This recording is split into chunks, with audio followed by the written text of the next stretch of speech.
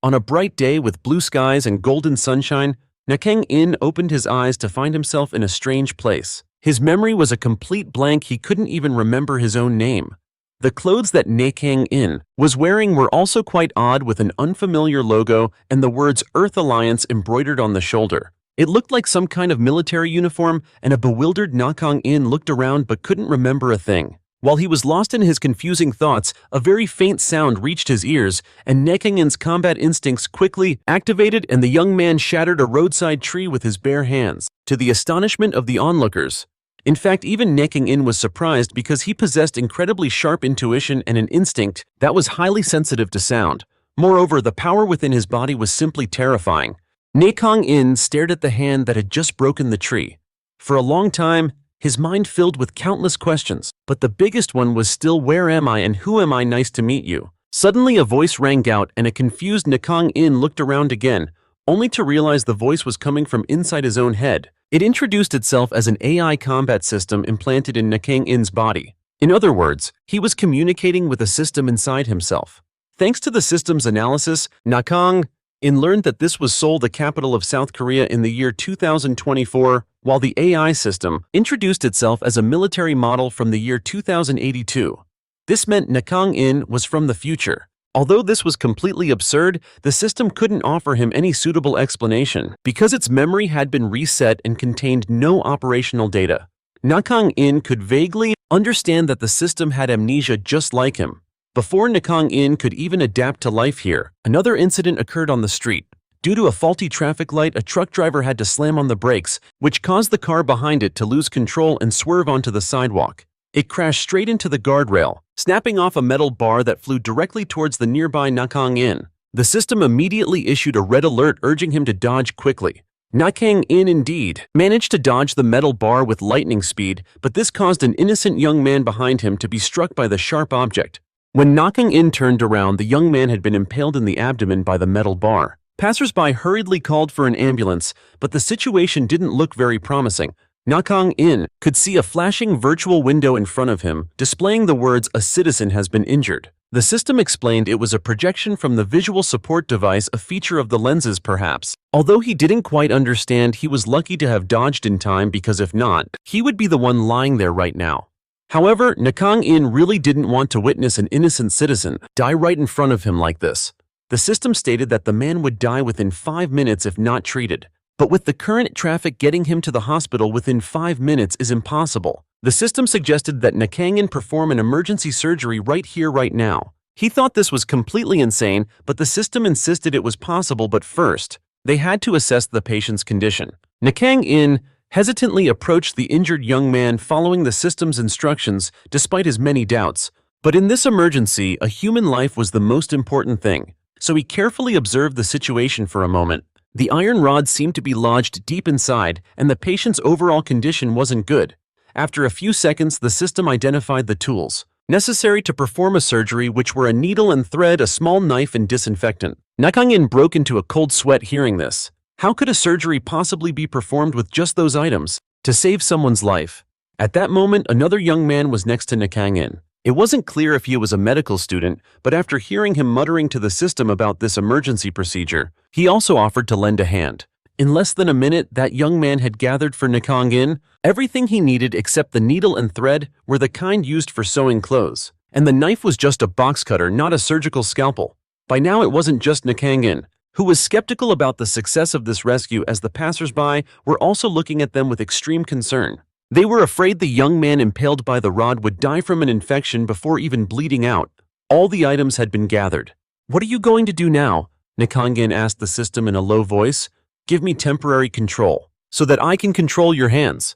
Nakang In didn't have time to think and immediately agreed. At that moment, it felt like he had been kicked out of his own body. He couldn't move, but his hands were moving on their own. The iron rod was pulled from the young man's abdomen, and his hands deftly began to disinfect, clean out the wound, and start stitching it up.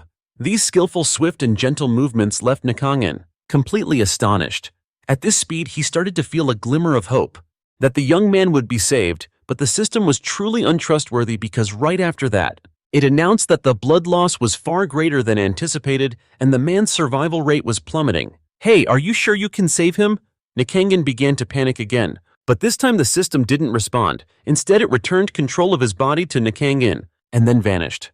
This was without a doubt the most terrifying situation Nakang In had ever faced. His limbs froze as blood spurted from the young man's wound, spraying directly onto his face. Things had gotten really bad. Not long after the ambulance arrived and transported the patient to Green Forest University Hospital, the young man had lost a critical amount of blood. So he was rushed straight into the emergency room. The doctors gave it their all, and luckily, his condition stabilized. When the lead surgeon stepped out of the operating room, a colleague was already waiting outside with a cup of coffee. The doctor took the coffee, took a sip, and couldn't stop sighing. Man, when I opened up the patient's wound, I nearly fainted from shock. Why, you ask? The wound was incredibly severe, and if the bleeding hadn't been stopped sooner, he probably would have died before even making it into the ambulance.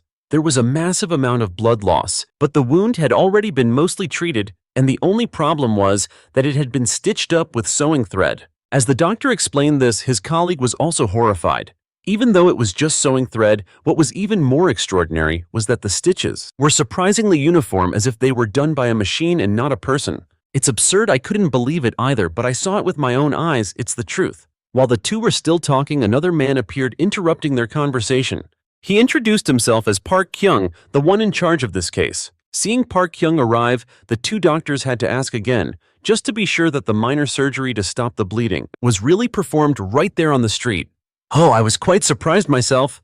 Actually, said Park Kyung. He began to recount what an eyewitness had told him, saying that at the time, instead of using a scalpel, Nakang In had used a box cutter. Hearing this, the two doctors were even more stunned. They thought the sewing thread was outrageous enough, but they never imagined a box cutter was also used. That's not something you can use to operate on a human body. They were eager to meet the person who had performed this minor surgery, but Park Kyung recounted that Nakang In had quietly left even before the ambulance arrived. Nakang In was now in a public restroom, washing his hands, constantly muttering and cursing the system under his breath. It turned out the system hadn't abandoned him earlier. It had just paused for a moment to further analyze how to handle the situation. Nakang In had been truly scared to death. All right, so why do you have amnesia, system? Nakang In suddenly asked. It seems my memory has been reset. So, do you remember your name? It has not been set yet. Nakang In sighed. And to commemorate the day they stumbled into each other's lives, he decided to name the system Zion Jin, which means combat AI. After that, Nakang In started to wonder about the logo embroidered on his sleeve. According to Zion Jin, it was a special operations military suit exclusively for members of the Earth Alliance. So assuming Nakang In was an agent with amnesia and Zion Jin was created in 2082, then why did they appear on Earth? In 2024, I do not have enough information to determine anything. Zion Jin once again gave Nakang In a useless answer. Can't you just gather information from the internet? Impossible. Data input and output have been restricted to prevent the risk of being hacked. The more Nakang In listened, the more confused he became. So how does the system even input data? As if reading his mind, Zion Jin quickly explained. It turns out that it gathers information through the host's senses, which means every sensation from Nakang In's sight, hearing, smell, and touch is immediately shared with the AI. For example, if he finds a certain food delicious, Zion Jin will experience a similar sensation. Information is conveyed through the body and voice, however it still needs Nakang In's permission to gain temporary control of the body, and it can only assist him in necessary combat situations. Furthermore, while it may sound omnipotent, there are some things Zion Jin cannot do. For instance, it can help Nakang In aim, but it cannot attack directly. In other words, true to its name, Zion Jin can only provide combat support, and to gather information about why he appeared here, Nakang In must experience everything himself through this body and then share it with the AI. If that's the case, a location suddenly popped into Nakang In's head, the PC bang. He bet that he could gather a lot of information there. When Nakang In arrived in front of the PC, bang, Zion Jin seemed very surprised. Has the host regained his memories? No, it seems to be just instinct. Nakang In also didn't understand why he showed up at a PC bang when he had no memory of the place. He even knew that he couldn't go inside right now because he didn't have a single cent in his pocket. The mission.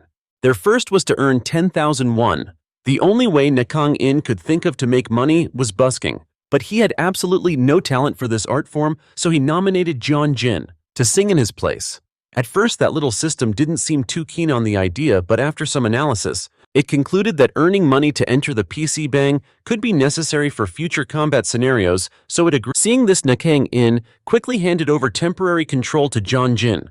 and he didn't expect it to be so professional that it used a spoon as a makeshift microphone. You're really putting some serious brainpower into this, huh? Using a spoon for a mic and everything. Hey, is singing really necessary for combat? Zion Jin explained that singing is a method to boost the morale of soldiers on the battlefield, so it had been programmed for it. Nakang In felt that what it said made sense. But another thing puzzled him. The location Zion Jin chose was right across from a band, performing in the square. A large crowd had gathered to watch them perform. Plus they were even playing rock music. Nakang In couldn't imagine any way he could possibly outsing them, but Zion Jin explained that this was the fastest way to attract attention. As long as he could demonstrate superior skills to that band, it would work. Nakang In started to imagine a terrible future where all the passers-by would gather around just to laugh at them, but oh well, temporary control was already handed over to Zion Jin. Nakang In had no choice but to entrust himself to it, and so after taking a deep breath, Nakang In started to sing, but it was actually Zion Jin helping him when something unexpected happened. It sang far better than Nakang In ever imagined, and its powerful voice genuinely captivated the passers-by. The only catch was Zion Jin could only sing the chorus of that one song over and over again. This was because it had only heard and memorized the song on the way here, not knowing the beginning or the end. Even though it could only sing the chorus, the effect Zion Jin created was actually quite good, proven by the fact that after a short time, it had earned the money Nakang In needed, even as the mesmerized passers-by begged Nakang In to keep singing. But he quickly bolted from the scene at top speed. Nakang In took the money he had just earned and headed to the internet cafe brimming with hope, but he was also afraid. He feared that he would not find any useful information about the Earth Alliance or their presence. Zion advised him to calm down, stating that their top priority was to discreetly infiltrate the local environment and blend in completely. Only then could they figure out how to contact the command center. Just as Zion finished speaking, Nakang In found an opportunity for a stealthy infiltration. The internet cafe was hiring, and more importantly, they also provided free meals for their staff. This would save Nakang In a lot of trouble, but the internet cafe required an ID card and a resume, neither of which he had. Even so, Nakang In wanted to try his luck, so he and Zion Jin walked into the internet cafe, hoping to find a place to stay for the night.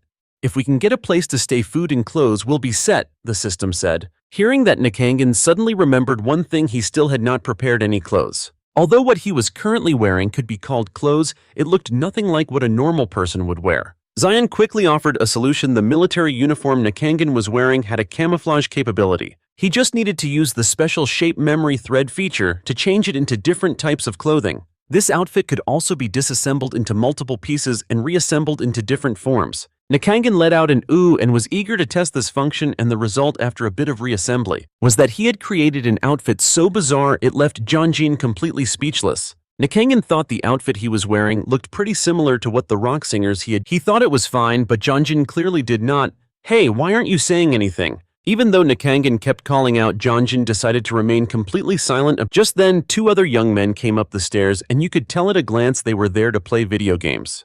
But the two of them who were chatting as they walked went dead silent the moment they saw Nakang In, their faces turning pale. After that, they could only look down at the ground, trying to squeeze past him to go upstairs. It was not until the two were long gone that Nakang In realized his outfit had probably terrified them. Of course it is. At the blatant disapproval, Zion Jin finally spoke up, and Nakang In decided to start over from scratch. And this time he managed to create an outfit that looked as normal as possible. With Zion Jin's approval, Nakang In confidently walked into the internet cafe. The system scanned the room, finding that 96% of the users here were playing games. It also took the opportunity to check the amenities in the room, the payment methods normal people use, as well as the food situation, and the lodging options at the internet cafe. Zion Jin confirmed this was the optimal place for Nakang In to stay in his current condition, and so he went straight to the owner to ask for a job.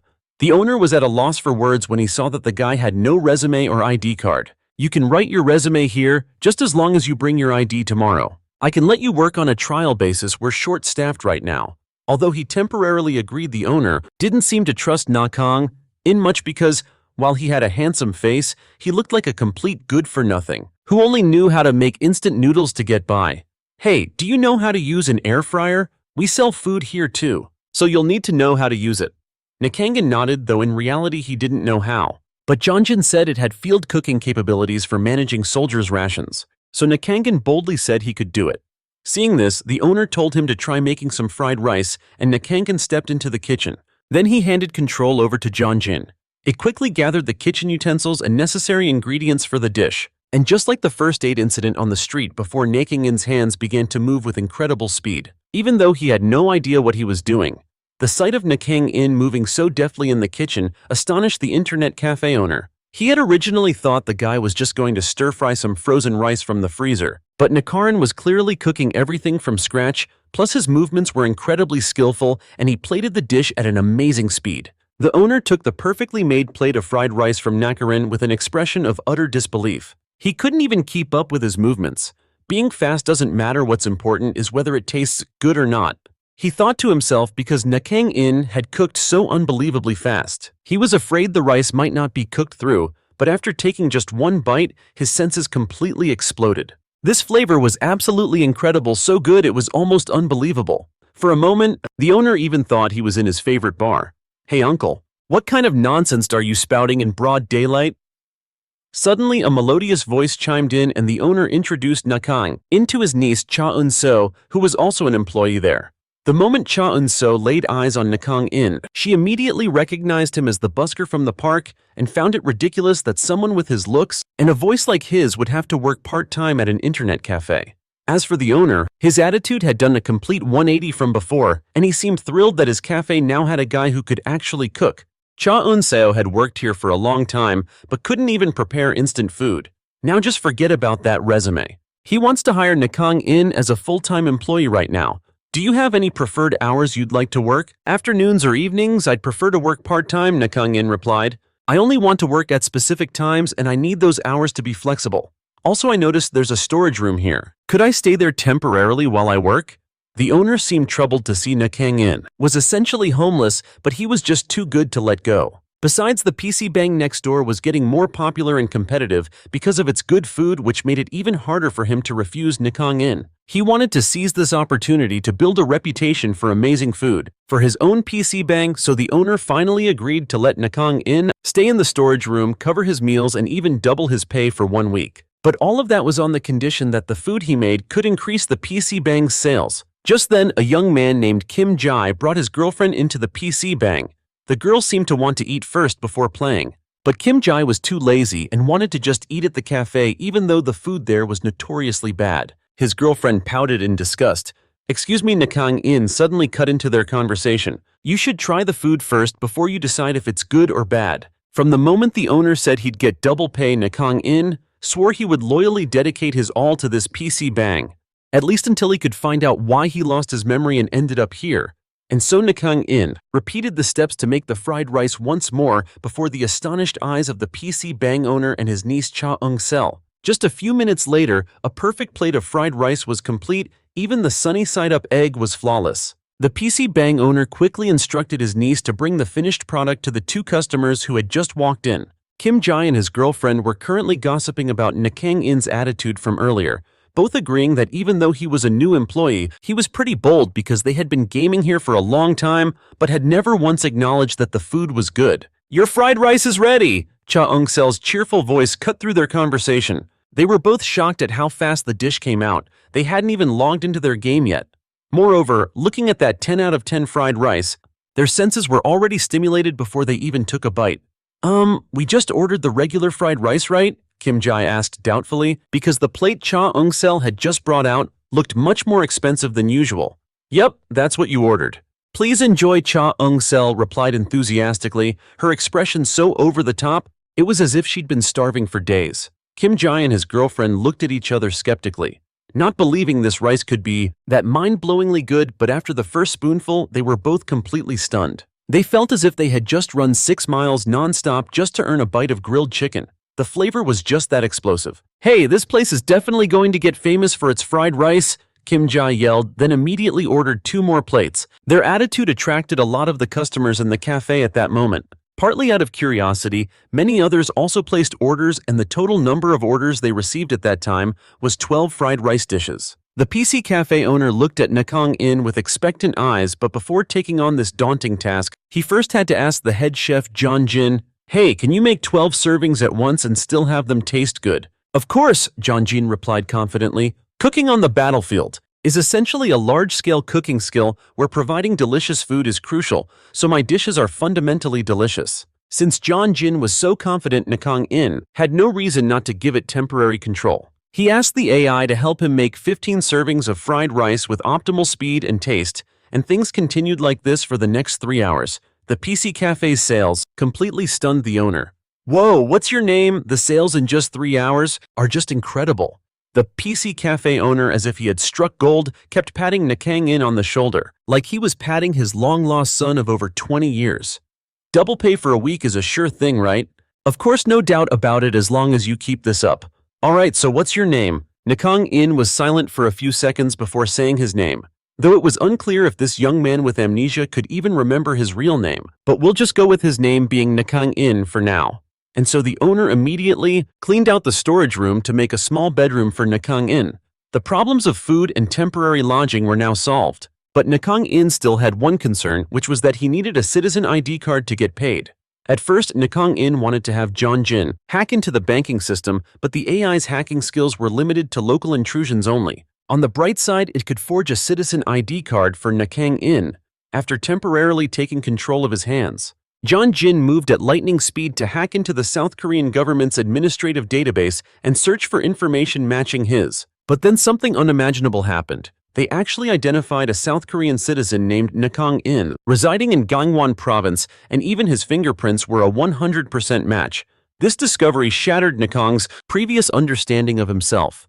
He had thought he was a special agent from the Earth Federation in the year 2082, the same time period as the AI, but now he had found a South Korean citizen who was his exact double, with completely matching fingerprints living in the year 2024. To clear up this mystery, they once again infiltrated the network to search for information about an Earth Federation in 2024. But unfortunately, there was no information at all.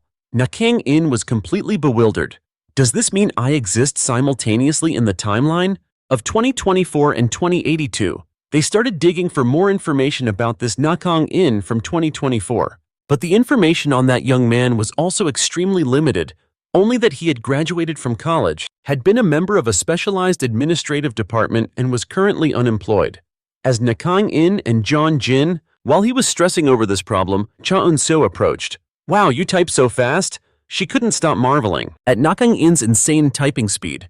Luckily, Cha Eun-seo didn't notice what was on the screen. It turned out the internet cafe owner had just given her a card to go shopping for necessary kitchen ingredients and tools. So Cha Eun-seo wanted to ask Nakang In to go with her, and he had no reason to refuse. After arriving at the supermarket, Nakang In looted items at godlike speed under Zion Jin's guidance. Cha Eun-seo once again had the chance to be amazed by how well-rounded this guy was. On the way back, Cha Eun-seo kept trying to make conversation with Nakang In, but he didn't seem very interested. To break the awkward silence, Cha Eun-seo wanted to ask him out for coffee.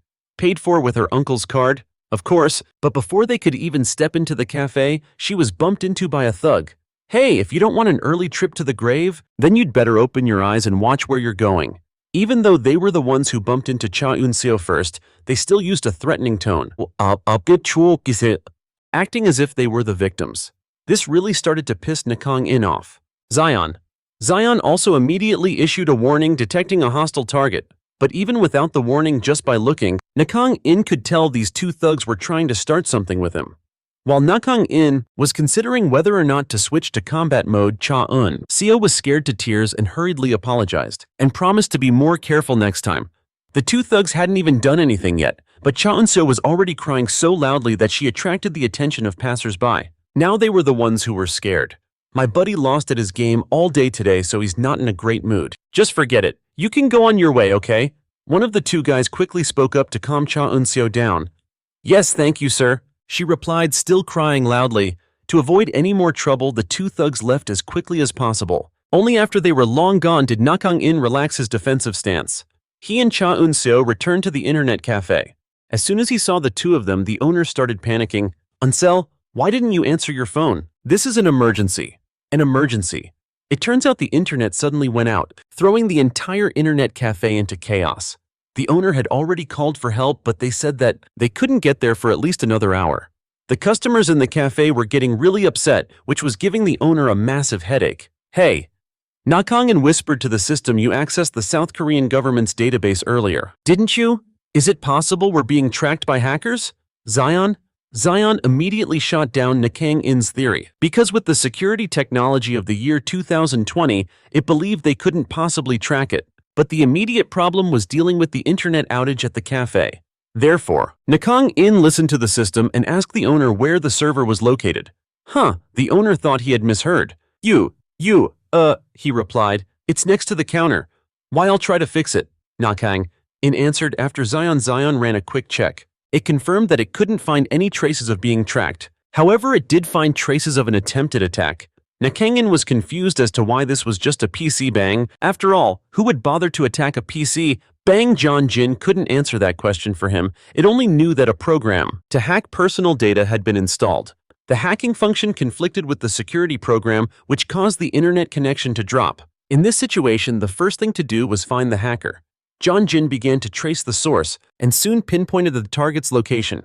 The hacker had routed the signal through 7 different servers. To avoid being tracked, 6 of which were overseas with only a single one located here. They must have chosen a nearby PC bang for their test, so proximity was crucial. They had to have come and installed the program in person, right? Nakang In muttered to himself. Exactly, Zion.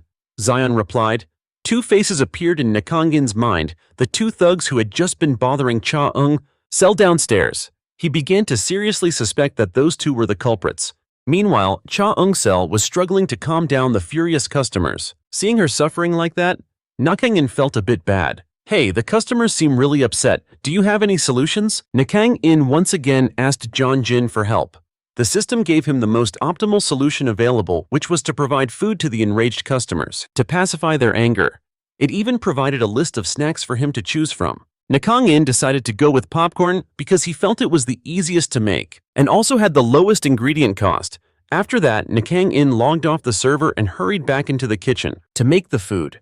Over on her side, Cha Sell was still tearfully apologizing to the customers, but even her crying just seemed to make people more irritated. Before long, Nakang In appeared with a customer service smile, a standard apology, and a cup of popcorn in his hand.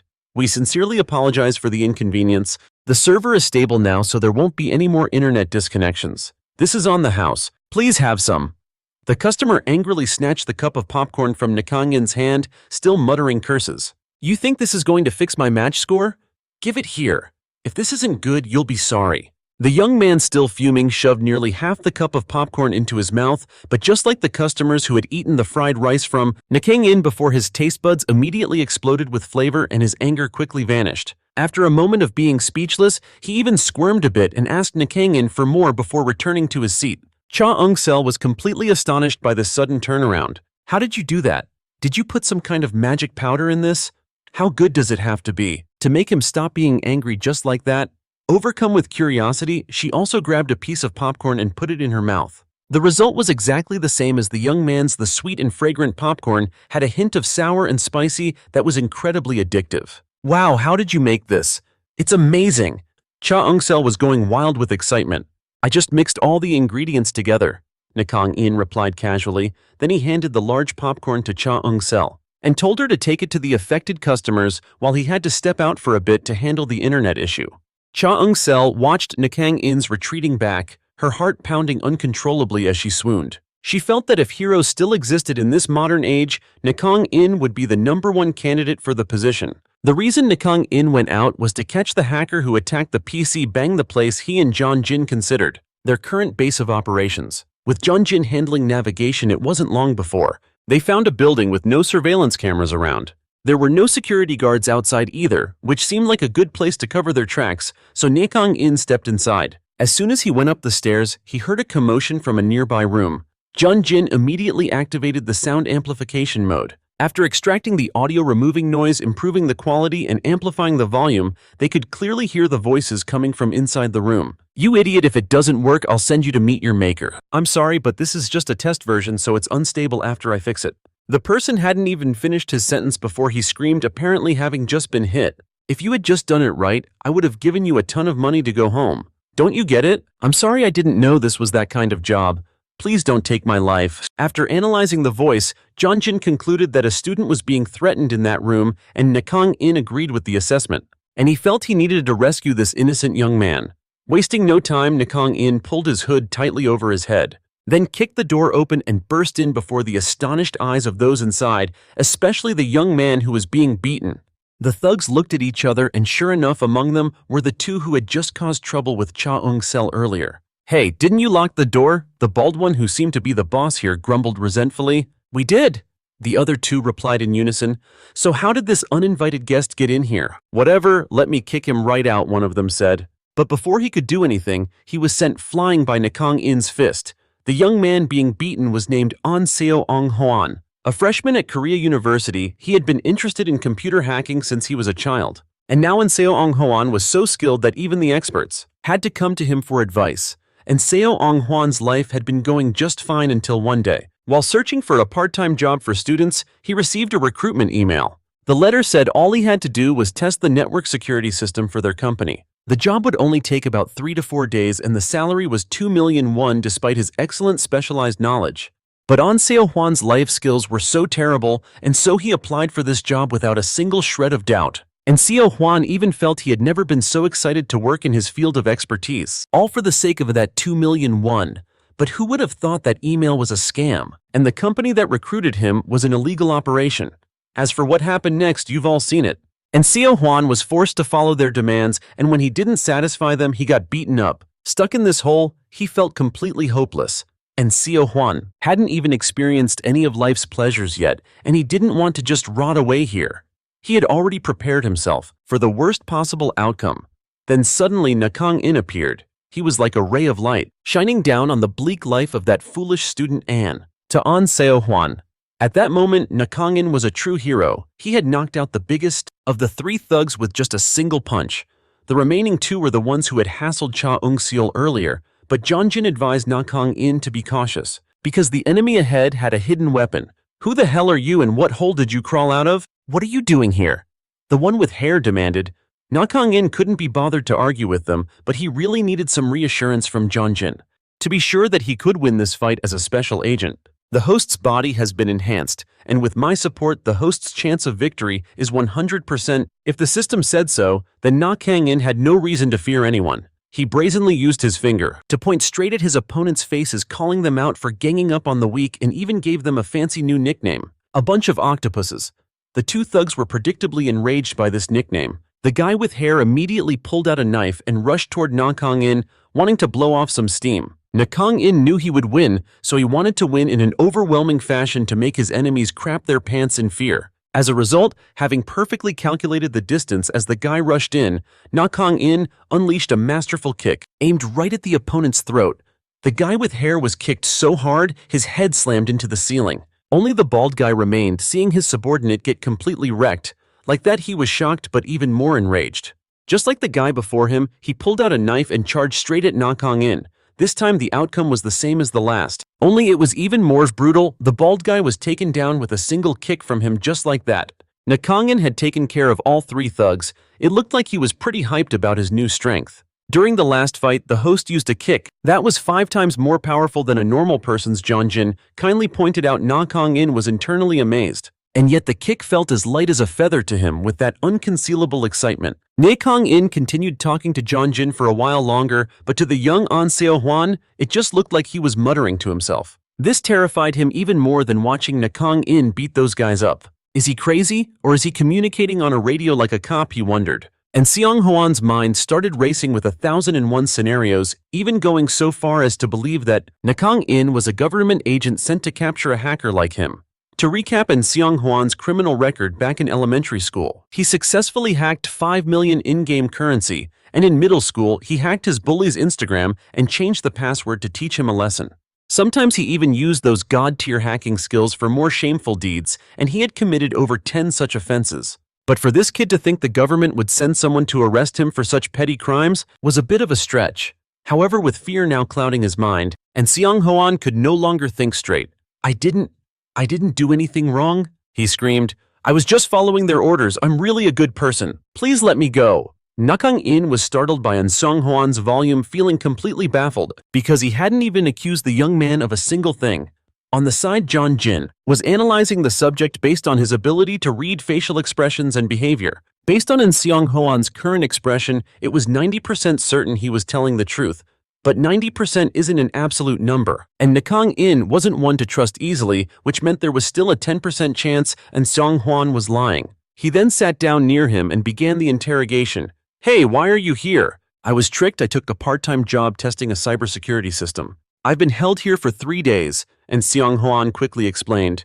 Seeing that Nakang In said nothing, he continued to explain his situation, saying that those thugs were planning to force him to keep doing bad things even after he finished the current job. "Like what?" Nakang In asked. "Stock manipulation," and Seong Hwan replied. As soon as he said it, Nakang In looked doubtfully at the 3 thugs he had just knocked out because they didn't seem smart enough to pull off something as big as stock manipulation. And Seong Hwan continued explaining that they had forced him to create a program to manipulate comments on a stock forum, and then they went to a nearby internet cafe to install it themselves. This story perfectly matched the incident at the internet cafe that lost its connection today, so Nakang In began to trust the young man's testimony more. However, he still didn't believe that those 3 blockheads were in charge of this entire stock manipulation scheme. There was definitely someone backing them, and they were just the middlemen. Nakang In felt he had no reason to let those guys go, so he told Seong Hwan to call the police. "Huh, aren't you a cop?" And Seong Hwan was dumbfounded. "If I call the police and tell them I was kidnapped, won't you get in trouble?" Mr.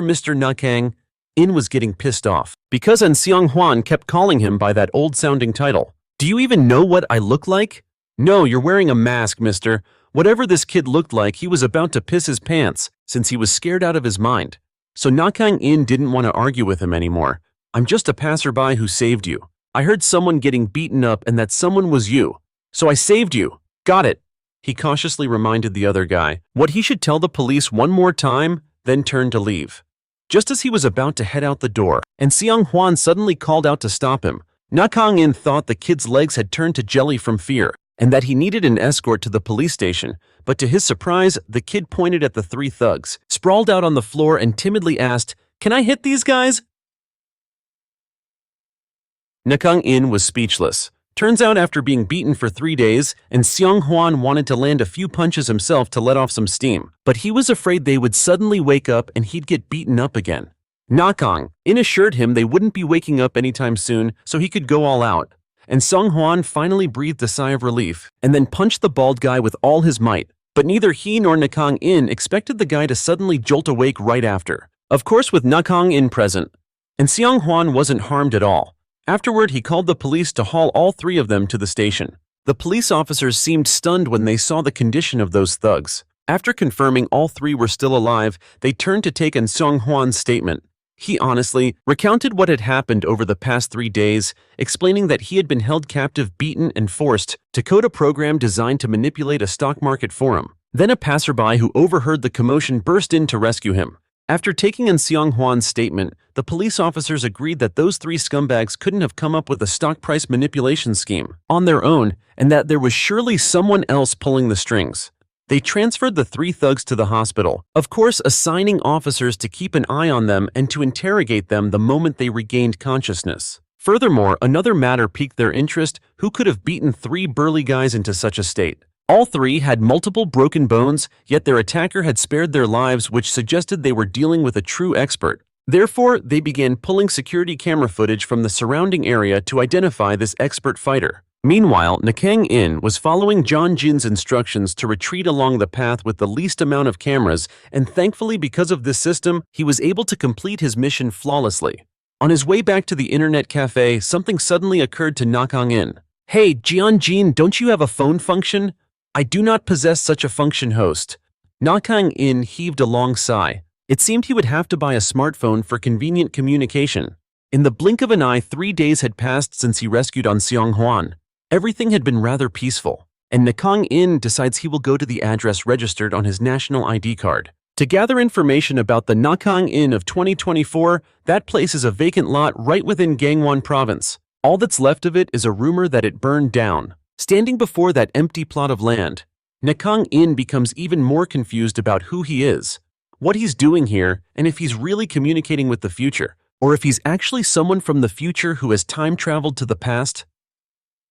These are all just questions he's asking himself, with no basis to find any answers. Although it's frustrating, Nakang In has no choice but to return from Gangwon empty-handed. The internet cafe has regained its peace, And business is booming even more. Nakang In's fried rice, according to Cha Eun-sol, seems to have been featured by an influencer who posted online about that bestseller fried rice, so the cafe has become a frequently visited spot. The influencer was none other than Kim Jae and his girlfriend, and the special fried rice is only served on the days Nakang In works at the cafe. On the days he's out gathering information, the owner doesn't serve it. This random sales tactic has had an unexpectedly great effect. Customers all want to come and try their luck to see if they can enjoy that amazing dish. Therefore, the internet cafe is always packed with customers. Some come just to eat, but most of them stay for at least 1 to 2 hours. The happiest person in this situation is still the owner, the Cha-dong CEO. He even had to hire more part-time staff because the number of customers is increasing at a dizzying pace. And what surprises Nakang In the most is that the new employee is none other than that kid in Seo-hwan. It seems he actually found a job suitable for a student instead of believing in a job that pays 2 million won in just 3 or 4 days. Then looking at An Seo-hwan's resume, the Cha-dong CEO is even more pleased to see that he can repair computers for free. Compared to Nakang In, when he first applied, this young man's resume has a much higher chance of passing the interview. In reality, An Seo-hwan applied for a job at this internet cafe out of a sense of guilt. He knows that even though it was unintentional, he was the cause of the damage to the internet cafe a few days ago. And with a heart full of remorse, he plans to work really hard. After hiring An Seo-hwan, the Cha-dong CEO is eager to introduce Nakang In to him, saying he's both a talented chef and also great with computers, the one who turned his internet cafe into a famous spot. When An Seo-hwan comes face to face with Nakang In, he seems to have realized something. Are you? Nakang In gets really tense. He was completely covered up the other day. Surely this kid hasn't recognized him, right? Are you older than me? Nakang In lets out a sigh of relief, it seems. He had seriously overestimated the other guy's intelligence. And Seo-hwan didn't recognize him at all, and only saw him as a respectable senior colleague. But the moment the two shook hands, Zion Jin issued a warning, believing that Nakang In, working with someone he had previously saved, could compromise his safety, and the best solution was to have the boss fire the kid immediately. But Nakang In felt that would be way too awkward. For now, they would just be co-workers. Besides, he didn't think the kid had any chance of recognizing him anyway. After welcoming the new employee, Nakang In got back to his usual routine. He went grocery shopping with Zion Jin's assistance, and the task was finished quickly. It even helped him securely save the receipt. Nakang In was just now realizing that this system seemed to be particularly meticulous when it came to money and food. The two were chatting on their way back to the PC Bang when, after just a few steps, Zion Jin shrieked out a warning for Nakang In. There was a risk of fire and explosion up ahead. Nakang In stopped with a very judgmental look because the area in front of him was completely clear. He couldn't see a single thing that could possibly cause a fire. Hey, are you just making this up to change the subject? No, I'm 100% serious. Liar, I don't see anything. Just as Nakang In finished his sentence, the building ahead suddenly exploded, this blaze erupting in an instant, surrounded by panicked screams for help. In that moment, Nakang In felt the heroic blood coursing through his veins begin to surge. He was equipped with a combat support AI. His vision, hearing, limbs, and strength had all been enhanced.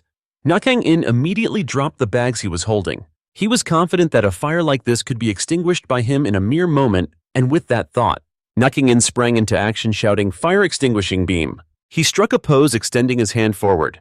Nakang In expected a powerful jet of water like from a fire hose to shoot out from his hand and completely extinguish the blaze, but in reality, absolutely nothing happened.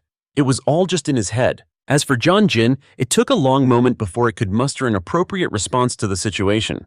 "Are you insane, host?" "Oh, I can't do that," Nakang In asked sheepishly, pulling his hand back. "Of course not. If you could do that, would you even be human anymore?" Zion Jin yelled, probably not expecting the agent it served to be such a delusional fool with a power fantasy. Right now, the easiest way to put out the fire was to call the fire department, but Nakang In refused to listen to the system.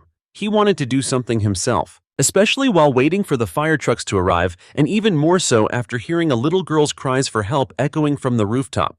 Zion Jin had also just checked the current traffic conditions for him. The fire trucks would take another 4 minutes to get there, and the blaze could engulf the girl within those 4 minutes. If they didn't act right now, the girl had a 99% chance of dying from smoke inhalation. Hearing this, Nakang In couldn't hesitate any longer.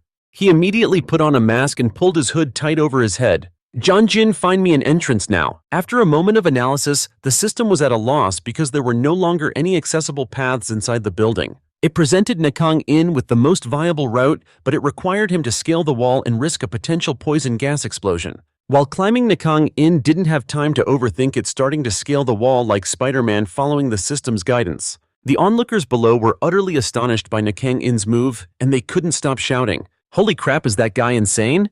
No, he's going to save someone."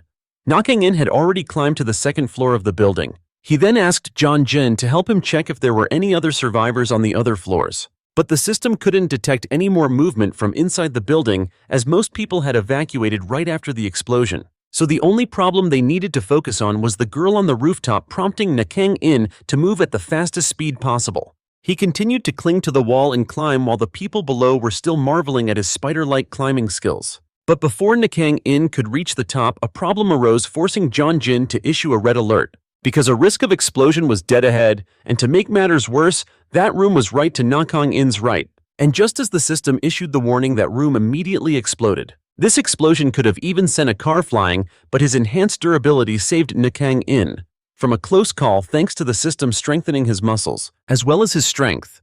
After a struggle, Nakang In safely reached the rooftop. The girl was cowering in a corner, and seeing him appear before her, she looked as if she had just seen her savior.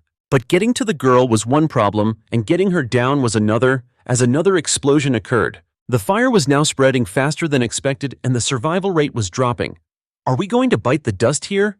Nakang In tried to ask the system in the quietest voice possible, but the girl still overheard him. "What, didn't you come here to rescue me?" The girl once again fell into a panic. "Quiet, I'm assessing a way down." Nakang In's body stamina and jumping power had all been enhanced, and he was considering a solution, which was to grab the girl and jump to the rooftop of the adjacent building. But Zion Jin did not recommend Nakang In do that, because there were many people watching him from below, and if that extraordinary act was witnessed by so many, Nakang In would surely become the center of attention and be investigated by many, which would make it harder for him to adapt to life in this place. Nakang In felt that was still better than dying right here, but to be honest, he didn't really want the attention either. While his head was spinning trying to figure out a solution, Nakang In noticed something. It was a clothesline on the rooftop. He wanted to use it to get down, but the girl shook her head frantically, saying she couldn't do it. Even Zion Jin felt this plan wasn't very feasible, because the lower floors of the building had already been engulfed by flames, and all the escape routes were now unsafe. So Nakang In decided to go with a crazy idea, but it was also their last straw of hope. In this situation, he collected all the clothesline cables and planned to use them to swing to the adjacent building. The girl vehemently protested, thinking this so-called savior was completely insane. How could they possibly swing on a cable at such a height? But no matter how fiercely she protested, Nakang In remained resolute in his plan. Zion Jin was also out of options. It could only support its host with all its might. The most crucial thing now was that Nakang In had to successfully throw the cable to the rooftop of the building across from them. Zion Jin couldn't help him with this, as the act of throwing was considered an attack, and its permissions were limited to support only. "You can cook, but you can't help in a fight," Nakang In grumbled. "It can't be helped, the host has to do this himself." Although it couldn't help him with the throw itself, Zion Jin could still assist by increasing his accuracy, and with the AI's help, Nakang In successfully hooked the cable onto the fire escape of the opposite building. He let out a sigh of relief, pulled the other end of the cable taut, and said, "Let's go." The girl was still crying and pleading, but her protests were useless, as Nakang In had already swept her up into his arms. Instead of swinging, he balanced on the thin cable like a tightrope walker. Down below, the onlookers were holding their breath, watching his every move. The girl in Nakang In's arms, however, was still crying uncontrollably, making a scene and annoying him greatly. "Shut your mouth and stop struggling." Zion Jin was giving him its full support, so Nakang In's tightrope walk was going quite smoothly. But this guy just has the worst luck. Just as he was maintaining a steady pace and moving smoothly, another problem arose. The cable, scorched by the flames, began to fray faster than expected. At this rate, both Nakang In and the girl would plummet to their deaths. So in the split second the cable snapped, he used all his might to hurl the girl onto the rooftop of the opposite building. She landed hard enough to bruise her tailbone, but that was far better than falling from such a great height. As for Nakang In, after tossing the girl to safety, he himself began to fall amidst the horrified screams of the onlookers below. At that moment, Nakang In himself couldn't think of a solution either, and could only act on instinct. He gripped the remaining end of the cable tightly and used it to propel himself upward. Fortunately, Nakang In found a solid foothold on a sign hanging from the building and he used it to maintain his momentum. His hand still gripped the rope as an anchor while his feet continuously pushed off the vertical wall of the building to propel himself forward. Unbelievable, look, that guy's still alive. Is he wall running on the building? Am I seeing things? After a superhuman performance, Nakang In successfully landed on the rooftop of the building across from the fire. Once he was sure he was safe, he finally allowed himself to breathe. For a second there, I thought I was a goner. The first thing Nakang In did was check if the girl was okay, but the moment she saw him, her soul nearly left her body thinking she was seeing a ghost. "Hey, I'm still alive, you know," Nakang In seriously corrected her. "How are you still alive? Didn't you fall? Are you some kind of Superman?" Faced with a barrage of questions from her, Nakang In just brushed it off. He was relieved she was still alive, but now there was a more pressing matter to worry about. Nakang In distanced himself from the girl a bit, then started to criticize his system. Zion Jin, you've been getting pretty sloppy lately, haven't you? You said you were part of a special strategic force, so I trusted you. And as a result, I nearly went to meet my ancestors. I didn't know they used flammable and explosive materials on the building's exterior. The system hurriedly tried to justify itself. You mean just by saying I didn't know, that solves everything? Before Jian could defend itself further, the girl approached Nakang In once again, and to his dismay she recognized him as the famous chef from the internet cafe that's been trending lately.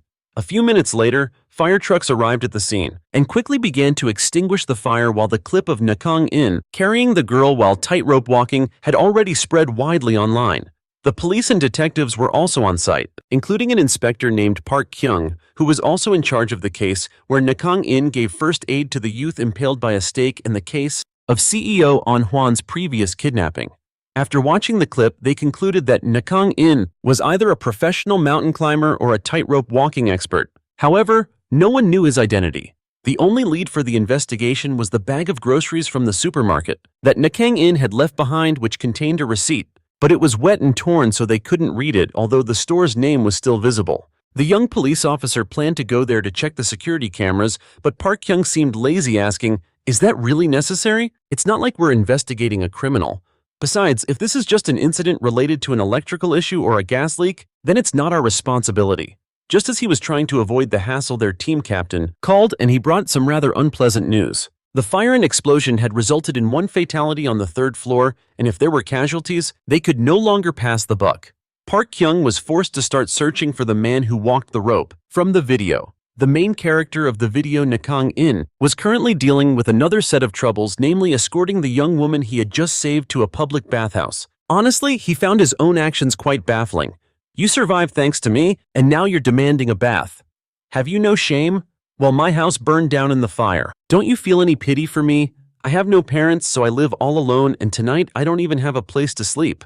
Nakang In only made one complaint, but she clapped back with a long rant as if he was the one who caused the fire and had to take responsibility for it. Then again, this girl was rather pitiful. She had to take out a student loan. To go to college, she had just planned on getting a part-time job for some extra income when the apartment she rented burned down. Speaking of which, the girl suddenly remembered something. "Oh, right. Is your PC cafe still hiring?" Nakang In didn't answer, then turned and tossed out a two-word goodbye. But that girl wasn't about to let him go so easily. Because she recognized Nakang In worked at the PC cafe, she desperately clung to him, pressuring him to help her get hired. "Come on, just talk to the PC cafe owner. I'm just a part-timer too. Then will you go submit an application with me? The owner really likes you." I refused. Nakang In was about to lose his mind over this girl's ability to stick to him like a leech. However, there was one thing he had been wondering about, so he took the chance to ask how on earth did she recognize him. Hearing this, the girl seemed to brighten up considerably, as if recounting a great victory. It turns out she was a regular at the PC cafe. Because her current job is a streamer, but since she doesn't have a computer at home, she often comes to the PC cafe to work. That was how she recognized Nakang In. Hearing her claim to be a well-known beautiful streamer, Nakang In skeptically looked her over from head to toe. "Are you pretty? Am I not pretty?" she asked back, confused. "Well, are you good at games?" No. "How many subscribers do you have?" 30. Nakang In was speechless. It's true that if you have no shame, other people will feel embarrassed for you. With her looks, gaming skills, and 30 subscribers, she still dared to call herself a streamer. A famous beauty, that's some real talent. You should probably just go to the PC cafe and apply for a part-time job. After giving her some useful advice, Nakang In returned to the PC cafe. Seeing him back late, Cha Eun-seo seemed a bit anxious. She was also surprised to see Nakang In bring back another strange girl. "Hello, I'm Yoon Azim, the new employee here." Before Cha Eun-seo could even ask, the other girl introduced herself first. "Not yet." Nakang In seriously corrected her. She hadn't even submitted an application and was already claiming to be a new employee. Cha Eun-seo couldn't be bothered with Yoon Azim. The thing she noticed was that Nakang In went out to buy sauce but came back empty-handed. He honestly recounted how he got caught up in the fire at the end of the alley, which was why he lost the bag of groceries. At the mention of this fire, Zion Jin, who had been silent until now, suddenly spoke up. According to its analysis of Nakang In's field of vision, many people had been filming the fire earlier, and the system wanted to use the internet to gather more information. Nakang In left Yoon Azim with Cha Eun-seo and found a computer to sit down at. Sure enough, the internet was flooded with clips of him carrying that girl while tightrope walking on a wire. Judging by people's reactions, it seemed to be going viral online.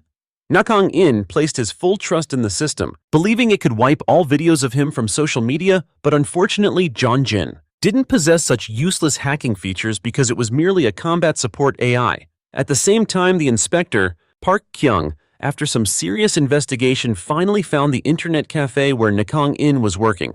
After browsing the internet for a while and finding no useful information, Nakang In returned to his storage room. He also tried searching on his phone for information about people from the future, but it seemed no one was credible. They all just seemed like strung-out junkies who hadn't come down from their high yet, even though this really was 2024. But the existence of the combat support AI Zion Jin couldn't be explained by the technology of this era.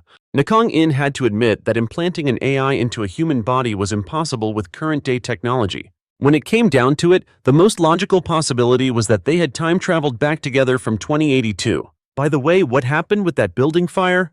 Nakang In suddenly asked. Right now, news of the fire was all over the headlines, and Zion Jin quickly updated Nakang In, informing him there had been one fatality. "What, did we leave someone behind?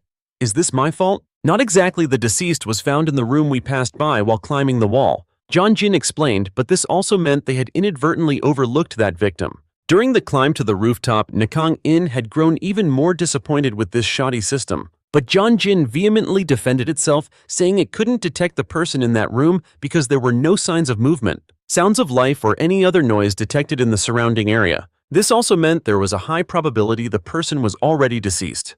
Nakang In shot up. A terrifying scenario began to form in his mind. What if this wasn't an accidental fire but arson to cover up a crime scene? Just then, Park Kyung arrived at the internet cafe with the bag Nakang In had left at the scene. Cha Eun-seo thought the situation was just simply the detective returning a lost item, so she cheerfully called out to Nakang In, "Hey, the police brought back the stuff you forgot." While rubbernecking at the fire, Park Kyung was stunned for a few seconds. He had originally thought the owner of this bag was the person who had walked the tightrope, because to save someone, you'd have to temporarily drop what you're holding, but from what Cha Eun-seo said, it seemed Nakang In had just accidentally left it behind while gawking at the building fire. Park Kyung was dejected, realizing his trip was for nothing. Meanwhile, Cha Eun-seo couldn't stop gushing about how amazing the police in their country were. They even tracked down the owners of such trivial items just to return them. Before leaving, Park Kyung left Nakang in his business card, hoping that if he had any information about the fire, he could provide it to the police. Nakang In held the business card in his hand and hesitated for a long time. If that fire was really an arson to cover up a murder scene, then he would need the police's help. "Should I go see him?" Nakang In asked in a low voice, having confirmed the man's identity. "So it's safe to go meet the police now, and it'll be more beneficial in the future if I get acquainted with the local cops," Zion Jin replied. While he was absorbed in his conversation with the AI, Cha Eun-seo shyly approached. It seemed she wanted to work with Nakang In today so they could get closer. Coincidentally, Nakang In was also muttering the words "get closer," but he meant getting closer to the local police. Cha Eun-seo, however, thought he wanted to get closer to her. So she was so happy she practically jumped for joy.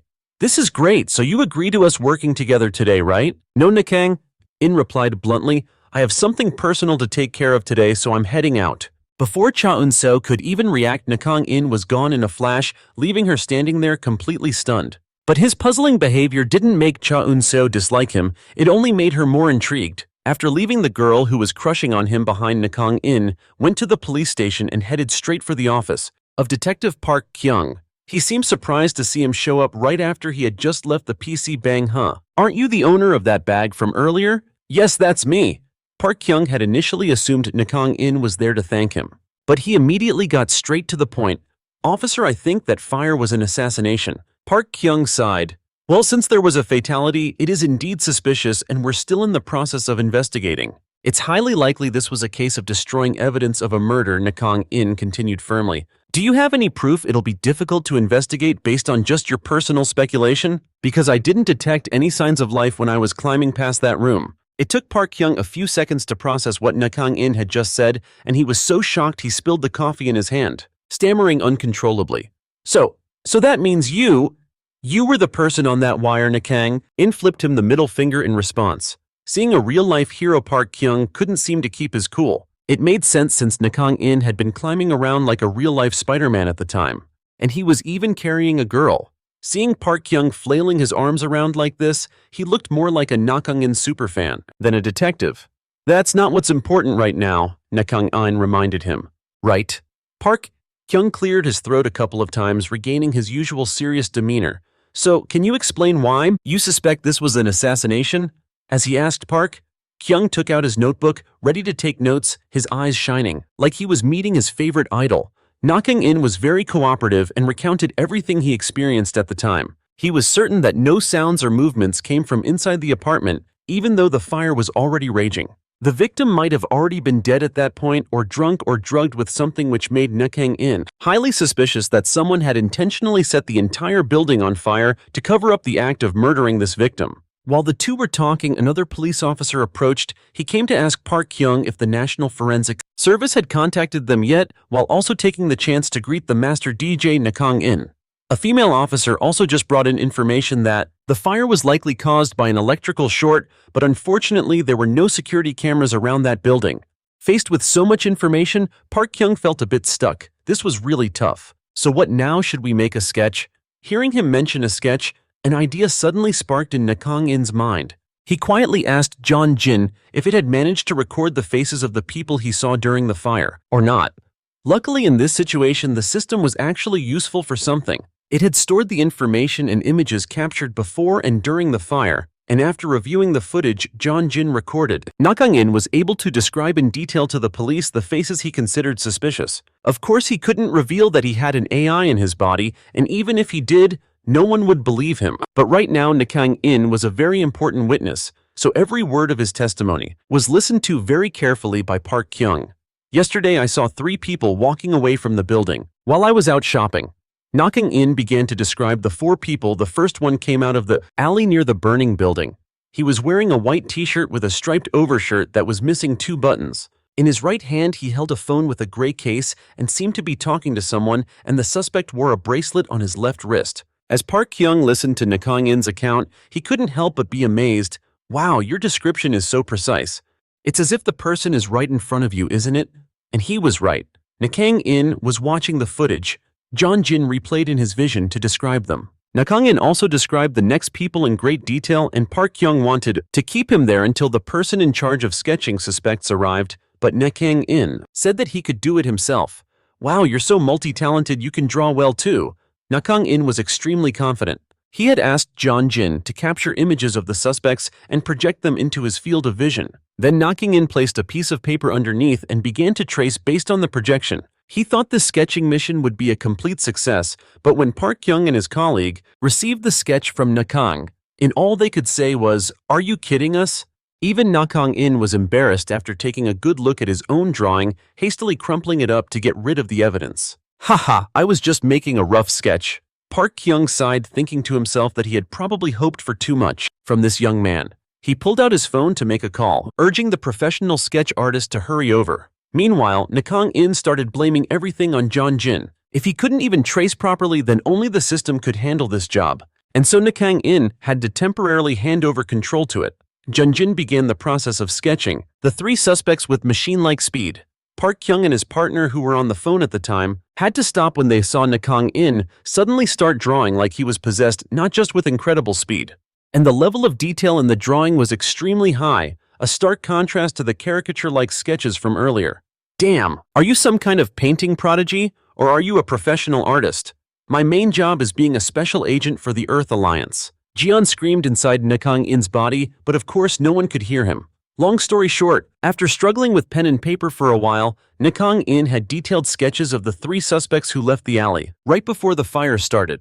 The police captain hastily ordered his subordinates to immediately go and verify the identities of those 3 individuals immediately. The next day, Nakang In just quietly stayed at the PC Bang to cook, since he had already provided all the information he could to assist the police investigation. Today, he made malatang for the group of NPCs to eat, to prove that he knew how to cook more than just fried rice. As they ate, the group started gossiping about the fire from the other day. I heard the fire at the Arium place was intentional arson, huh? Cha-Eung-sel kicked off the conversation. Huh? Wasn't it an accident? Yoon Azim was so surprised he dropped the slice of lotus root he was holding with his chopsticks. Yeah, the news just reported that they caught the culprit and they even found some dope on him. Nakang In, who was cooking in the kitchen, tried to listen in. It hadn't even been a full 1 day since he went to the police station, yet they had already nabbed the perpetrator. That was incredibly fast, and most of the credit was thanks to Zion Jin. Just then, Park Kyung called. As soon as Nakang In picked up, the person on the other end excitedly yelled into the phone, "Mr. Nakang In, I wanted to let you know that we caught the culprit thanks to you." From the sound of his voice, it seemed like he wanted to pick Nakang In up and spin him around in celebration. Thanks to your 3 detailed sketches, they quickly identified the suspects. 2 of them, the young man with glasses and the one on the phone, were both locals. Only the one wearing the hoodie wasn't from the area, and he turned out to be a friend of the deceased victim. The police are still investigating the motive, but in any case, they found drugs in the guy's wallet. It seems he went to borrow money from his friend for drugs, and when the friend refused, he murdered him and then set the fire to cover up the crime scene. The police quickly tracked the drug dealers and busted an entire ring. The most ironic part is that the famous actor, Na Jong-joon, was also present. The entire entertainment industry is now in an uproar because of this news. Nakang In had no idea who that actor was, but just played along. On the other end of the line, Park Kyung couldn't stop sighing. Because the case was getting more and more chaotic, it looked like he wouldn't be getting any time off. But regardless, thanks to Nakang In's sketch, they were able to speed up the process 100 times over. The reason he was calling, aside from updating him on the case, was to ask for Nakang In's permission to release the sketch to the press. The press coverage could compromise your special mission as an agent, Zion Jin cautiously reminded him. But Nakang In felt that he didn't need to stay completely in the shadows, so he agreed to let the police release his sketch provided they kept his involvement quiet. "I'm the one who drew those sketches." "Oh, refusing to reveal your identity? Acting like some kind of hero, huh?" "I'm just doing what needs to be done." After getting Nakang In's approval, Park Kyung no longer had time for small talk with him. After hanging up, Nakang In discovered Cha-Eun-seol and her crew huddled together, eavesdropping behind him. "Hey, what did you draw for Inspector Park? A poodle?" Nakang In bluffed with a random excuse, and somehow the kids actually believed him. "Then you must be a pretty bad artist, which is why you told them not to bring it up, right?" While the 4 of them were chatting, a loud commotion broke out. Turns out a customer had spilled a bowl of ramen and they were starting to argue. Yoon Azim, full of new employee enthusiasm, immediately grabbed cleaning supplies and rushed over to clean up, but in her hurry, she accidentally crashed into another customer. Both of them went sprawling to the ground. Yoon Azim bruised her tailbone and the other man kept clutching his wrist and crying out in pain. "You have to be more careful." "Oh, my poor wrist, I think it's broken." Seeing him in so much pain, Yoon Azim began to panic. "Oh my God, don't tell me on my very first day as a full-time employee, I've already broken a customer's wrist." Nakang In sighed. "It seems like I have to handle everything at this PC Bang. I really have to do everything myself." He approached the man and asked Zion Jin to examine his wrist. After a moment of examination, Zion Jin confirmed it was just a mild sprain and his bones were completely fine. With the system's help, Nakang In gently performed a few massage techniques, instantly relieving his pain. "I wish I had a sprain too," Cha-Eun-seol muttered to herself as she watched. Her admiration for Nakang In leveled up yet again. Nakang In also instructed the man not to strain himself for a day so the injury could heal quickly, telling him to avoid any heavy lifting until tomorrow. At this, the man grew anxious. "But what about my job? I have to cook in Gangwon tomorrow. You're a chef, I just run a food truck." Apparently there was a last-minute film shoot there, so the producer had booked his food truck, but now with his wrist in this condition, it would be a huge problem for his cooking tomorrow. Filled with enthusiasm and guilt for causing his injury, Yoon Azim volunteered to help him out tomorrow, but in reality she was only good at making ramen, and the man couldn't just let her serve only ramen to his customers. "If only there was someone here who's a good cook," he said with a deep sigh, then gave Nakang In a pleading look. Nakang In knew exactly what the man was implying, but Nakang In refused, saying he still had his shift at the PC Bang. The man quickly countered with a price. He was willing to pay Nakang In 300,000 won if he would help him work the next day. And Nakang In, being a broke slave to money, was instantly swayed by the amount. The man's eyes nearly lit up when he saw Nakang In agree to his proposal. In fact, he had previously heard that the PC Bang was famous for its food, so he'd come to try it out, and it was so delicious that it made him come here every day thinking he'd learn something by working his way through the entire internet cafe menu.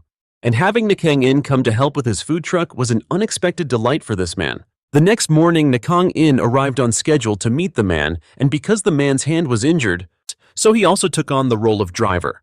Of course, Zion Jin was the one who usually drove, and Nakang In was just here for the 300,000 won. The other guy seemed incredibly excited.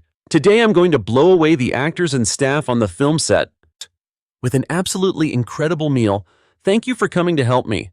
During the drive, the man started gossiping with Nakang In, kicking off a wild series of stories with a tale about a famous actor who had just been busted at a drug party, and the very location they were heading to serve food at today was the same place where that actor Na Jong-jon was filming his movie. The movie was scheduled to be released in about a week.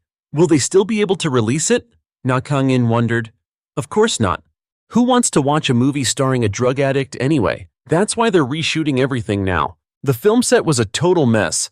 Even though he landed a good gig there, it seemed the man's mood wasn't that great either, because he heard the atmosphere there was super tense. They were having to reshoot all the scenes with Na Jong-jun, so everyone was in a state of panic. Delaying the broadcast schedule was also impossible because the filmmakers had already booked the theater schedules, so if they delayed the release, they would have to pay a massive penalty fee. And the production company might even go bankrupt. The director must be having a really hard time right now, huh? Nakang In added, just so the other guy wouldn't be talking to himself. Yeah, but that's director Sun Tae-min. Do you know him? He's one of the top romance movie directors in South Korea. So I'm betting everything will be just fine. It seemed this food truck guy had a lot of faith in director Sun. The reality, however, was that director Sun Tae-min was in a total crisis and time was desperately short. Even if they reshot everything, they wouldn't make it in time, and he felt he had no choice but to accept this failure. Sun Tae-min's anger toward Na Jong-jun had reached its boiling point, and he swore that if he ever got his hands on that addict, he would absolutely crush him. As Sun Tae-min was screaming his head off, a staff member ran in and announced that the food truck had arrived. Let's take a break and eat something. The staff is really tired too, director. Although the staff member spoke very gently, he couldn't avoid being chewed out by Sun Tae-min, who screamed in his face, "You think I can eat right now? If this movie fails, we'll be drowning in debt. Even the cost of a food truck for a single day is a waste now. Hurry up and tell them to leave." Despite his tough talk, after tasting the food, Nakang In cook Sun Tae-min's anger instantly vanished. They were just simple dishes, but they were as addictive as crack. The staff also introduced Nakang In, Seoul, to him as a young chef who was there to help out since the usual chef had injured his wrist.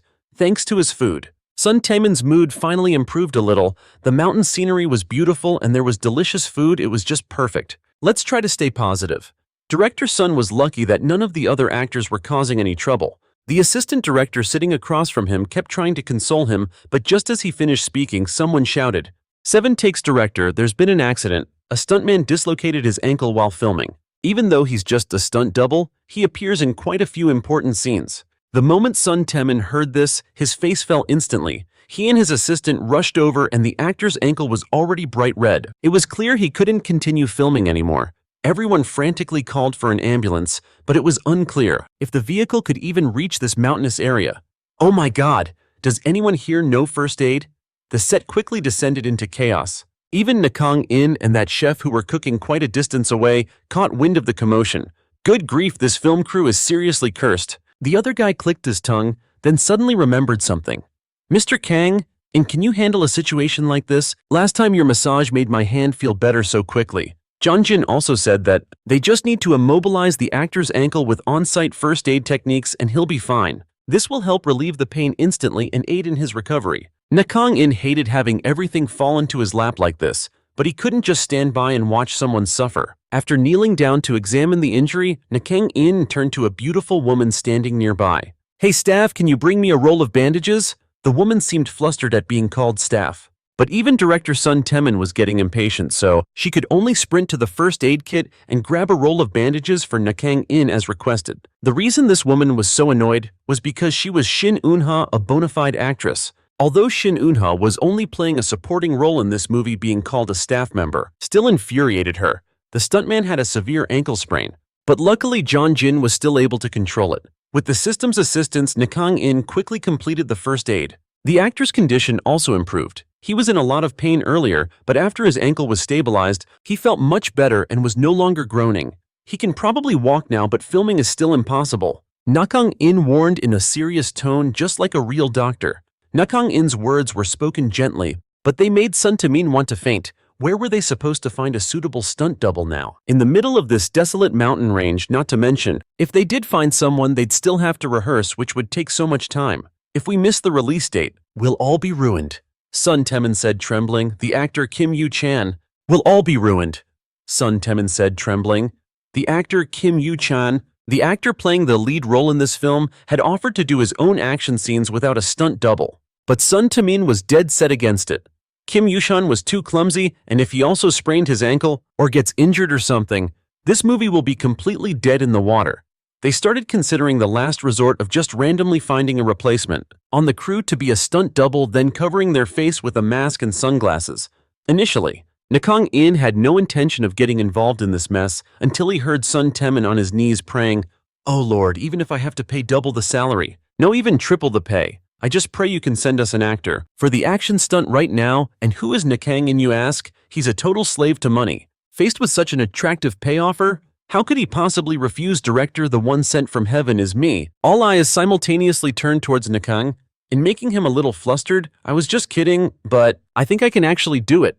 Before anyone could react, Shin Eun-ha shrieked that it was unacceptable. She argued that no matter how desperate the film crew was, they couldn't just hire a regular chef to join the cast because he wasn't a promising actor or even a member of the crew. She sounded all high and mighty, but I bet she was just salty about Nakang In calling her a staff member.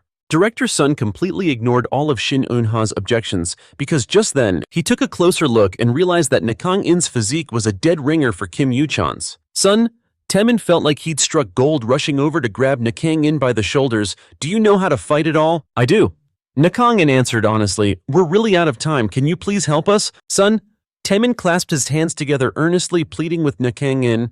In reality, he didn't need to humble himself like that because the triple pay alone was more than enough to buy this young man's cooperation.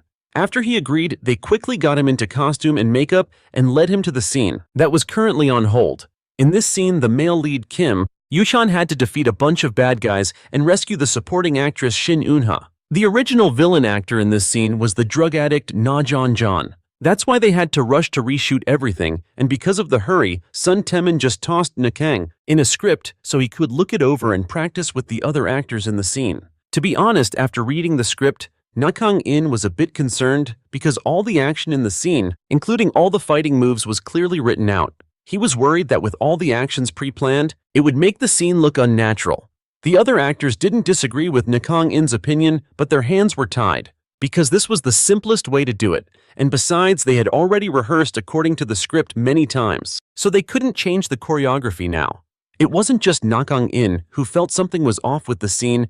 Zion Jin was also constantly complaining. "That's not how you should film. I have some experience with filming for training guides. This method required more realistic movements." The more Nakang In thought about it, the more the system's advice seemed logical. So he proposed to the three actors playing the villains that they attack him for real, a genuine assault, as if they were in an actual brawl with him. He assured them he knew how to handle it so that the scene on camera would look much more authentic. Although Nakang In's proposal made a lot of sense, the other supporting actors seemed hesitant, because it would only work if every move was executed perfectly, and if someone got hurt, it would be a huge problem, especially since the fate of this film now rested on their shoulders. After some discussion, it was Nakang In's persuasive charm that convinced the other actors to agree, so he went to find the director. Sun In proposed shooting the scene in a single continuous take without any cuts. For director Sun Temin, this was a win-win situation, but he didn't fully trust Nakang In just yet. If you can pull it off in one take, that would be fantastic. But can you really do it? Trust me, it's the power of triple the pay. Seeing his firm resolve, Sun Temin no longer had any reason to refuse. The instincts of a top-tier director were telling him that. this young man could actually pull it off. Therefore, Sun Taemin placed his complete trust in Nakang, in a man he had just met for the first time. The scene began and both Shin Eun-ha and the trio of villainous supporting actors were completely in character. And most importantly was Nakang In's entrance.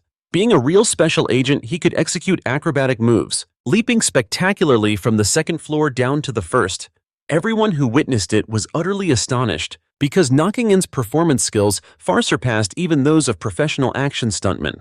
He had also repeatedly told the other male actors to genuinely attack him to make the scene as authentic as possible. Therefore, they charged forward on pure instinct without holding back. Zion Jin provided full support to Nakang In, signaling how he should dodge and when to strike. As a result, Nakang In's movements were incredibly natural, his body reacting even before his opponents made a move. Following the system's guidance after a series of flashy dodges, Nakang In grabbed his opponent's collar to capture the perfect camera angle. This move wasn't in the script, so the other actor looked genuinely panicked. But it was too late for panic as Nakang In immediately threw him through the air. The next actor was also taken down by Nakang In, and the force behind his strikes looked nothing like mere acting.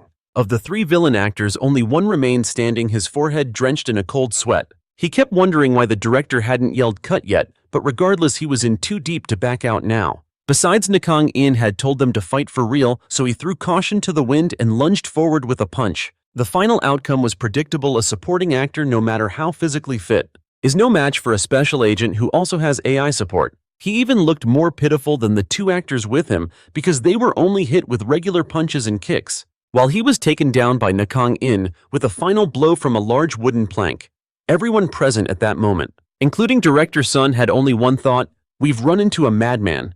After the fight scene ended, Nakang In approached Shin Eun-ha. I'm here to save you. Normally, a hero saves the damsel scene like this would create a great effect on screen, but Shin Eun-ha herself, after witnessing him beat down the three male actors in one go, was scared out of her wits. Director Sun finally snapped back to reality and yelled, "Cut!" The crew members rushed over. "Oh my god, I told you to fake the fight, not to do it for real. Quick, check if anyone kicked the bucket." After that drug incident, is everyone going to end up in the hospital now? Sun Taemin felt that this movie was definitely the unluckiest project of his life. Just as he was preparing a 1,000-word lecture to scold Nakang In, the young men playing the supporting roles suddenly stood up, as if nothing had happened, and they didn't look like they had just been beaten up at all. All three of them seemed excited, rushing towards Nakang In as soon as they got up. "How did you do that?" "I'm shocked, getting hit without feeling any pain at all." "Me too. This is the first time I've ever experienced this in my life. Seriously, at first I was scared to death because I thought you were really hitting us." It was clear that Nakang In had landed real blows just moments ago, and everyone who witnessed it thought so.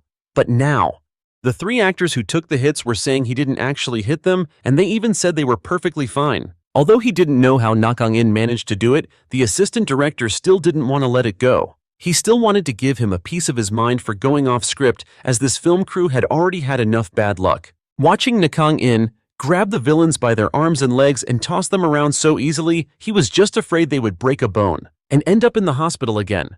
Just as the assistant director was about to unleash all his fury on Nakang In, Sun Taemin stopped the beast inside him.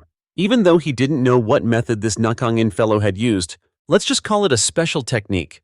Only then did people see the muscles on director Sun's face relax. He even threw his head back and laughed heartily, looking incredibly satisfied. "Haha, I knew it all along, that's why I didn't call cut." All the nearby staff, including the assistant director, shot Sun Taemin a judgmental look. They all silently thought one word: liar. Wasn't he frozen in fear just moments ago when he saw Nakang In hitting people, and that's why he didn't call cut? After confirming that the supporting actor's health was fine, Sun Taemin was finally relieved enough to check the footage they had just shot, and the result was even better than they had expected. Even the expression on the actor's face when he was grabbed by the neck was captured perfectly. Every shot was truly great, just as the director had hoped. The main actor Kim Yoo-chan couldn't stop gasping in admiration. But to be honest, the camera operators at the time all acknowledged that the scene's success was thanks to him. Nakang In had calculated the camera positions and moved accordingly. All they had to do was follow the camera because every single angle was already perfect. No way are you saying that guy can calculate every camera angle. From the moment he starts acting until they call cut, Kim Yoo-chan looked doubtfully at Nakang In. But this young man, from start to finish, paid no mind to how people were looking at him. He was just focused on giving his all to do the job right, and then collect his payment. Director Sun Taemin seemed very satisfied. After all, it was thanks to Nakang In that his scenes looked like they were from a Hollywood set, and everyone quickly prepared to move on to the next scene. Kim Ayu-chan also went over to talk with Nakang In for a bit and profusely praised the talent he had just displayed, and this scene made that girl, Shin Eun-ha, very unhappy. Suddenly, this girl seemed way too petty. Just because Nakang In called her a staff member one time, she held a grudge against him. Shin Eun-ha even thought that the three extras were just trying to endure the pain to avoid a retake, and that everything that just happened was Nakang In actually beating them up. She also figured that if the script required Nakang In to hit her, he would actually beat her like a dog. And so even though they had never met before, Shin Eun-ha held a grudge against Nakang In over such a trivial matter and wouldn't stop cursing him under her breath. Suddenly, Nakang In turned his head and stared intently at Shin Eun-ha, making her jump. What the hell is he staring at me so intensely for? Is he a mind reader or something? Shin Eun-ha thought to herself, trying to control her panic. In reality, it was all in her head.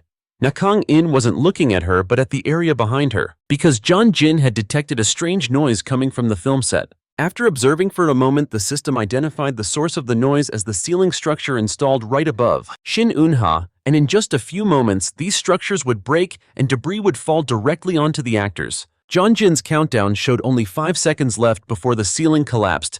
Nakang In didn't have time to think. He just grabbed Kim Ayu-chan by the collar and threw him far away. Since Shin Eun-ha was a woman, he was a bit more gentle. Nakang In lifted her up, slung her over his shoulder, and then ran at full speed as the ceiling began to collapse.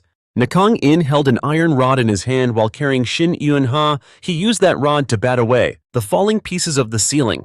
Shin Eun-ha was the perfect example of a useless and annoying woman. She had no idea Nakang In was saving her life. She just struggled and screamed non-stop on his shoulder, which he found very annoying. Nakang In tried to run as fast as he could, but Zion Jin's warning kept blaring, and things got even worse when a large structure on the film set was about to... It was a full-on collapse, not just a few ceiling tiles. It was a massive frame pieced together from countless iron bars. Used for filming, it came crashing down with a deafening roar, kicking up a blinding cloud of dust. Getting hit by this iron frame would have been catastrophic, and the whole incident unfolded in a matter of seconds. Director Sun Tae-min and the rest of the crew were caught completely off guard. They could only gape in stunned disbelief. Director Sun was the first to snap out of it. Shin Eun-ha, are you alright? Please tell me you're okay, Shin Eun-ha. In that moment, Sun Tae-min must have felt absolute despair. If Kim Yu-chan or Shin Eun-ha got hurt again, his movie would be completely doomed. Amid the panicked screams of the crew, Nakang In emerged from the wreckage carrying Shin Eun-ha like a god. This clueless girl still hadn't processed what was happening. She was still on Nakang In's shoulder, thrashing about and screaming for help. "You're alive, you don't need saving," he said, losing his patience as he tried to calm her down. Unbelievably, Shin Eun-ha had no idea that Nakang In had just saved her, and the second she opened her mouth, she unleashed a torrent of insults at him. "Hey, what the hell do you think you're doing? You already threw Yu-chan and now you're going to throw me too." "No, the ceiling just collapsed, I saved you," Nakang In replied irritably, and only then did Shin Eun-ha finally calm down enough to look around her. The space was a total mess, and the ground was indeed littered with pieces of the collapsed ceiling. She covered her mouth, her expression one of utter disbelief. "Oh my god, what just happened?" "I don't know, probably shoddy construction." Shin Eun-ha's gaze shifted to Kim Yu-chan, who was crumpled in a corner, still hurting from where Nakang In had tossed him. But she was slowly starting to realize that Nakang In had just saved both her and Kim Yu-chan from being crushed by those iron bars. Once the troublesome girl finally grasped the situation, Nakang In carried her over to a clean, safe corner and unceremoniously dumped her on the ground. Kim Yu-chan, having just regained his composure, went over to thank Nakang In. "Action Master, you really surprised me back there. You threw me like you really hated my guts." "Hate you? Are you all right?" "Oh, I'm fine now that you mention it. It looked like you threw me with a lot of force, but it actually didn't hurt that much. Is that how you handled those 3 extras earlier too?" Just then, Sun Tae-min from the production crew came rushing over and cut their conversation short. Judging by his expression, it looked like his soul was about to leave his body. Thankfully, his 2 precious actors were fine. As for Shin Eun-ha, her cheeks suddenly flushed red as she glanced at Nakang In. Perhaps after this genuine hero saves the damsel moment, her anger about him calling her a staff member had finally subsided. Director Sun heaved a sigh of relief. It was incredibly fortunate that Nakang In had acted so quickly. If those iron bars had fallen on the actors, well, he didn't even dare to imagine the consequences. In the worst-case scenario, Kim Yoo-chan and Shin Eun-ha could have even been killed, and if an actor died tragically just because the production was rushed. If they had to shut down production during filming due to an unsafe set, Sun Tae-min's reputation would surely be in tatters. In Sun Tae-min's eyes right now, Nakang In was a true hero. He not only saved the lives of Kim Yoo-chan and Shin Eun-ha, but he also saved his filmmaking career from an obvious disaster. Director Sun, do we have to repair the set before we resume shooting? A staff member approached to ask, but it only made Sun Tae-min snap. Are you insane? What if it just collapses again right after we fix it? Then what are we going to do about the remaining scenes? To be honest, Sun Tae-min hadn't thought of a solution either. He just knew he didn't dare let the actors continue filming on such an unstable set anymore.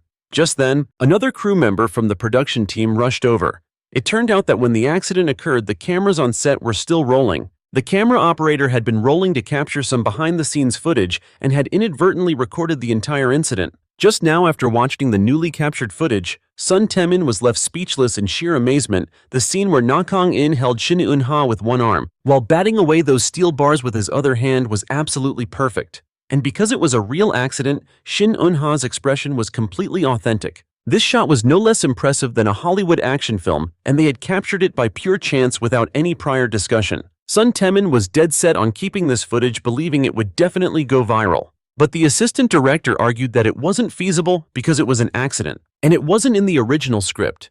If the audience found out it was a real accident and that they were profiting from it, the film would surely be boycotted.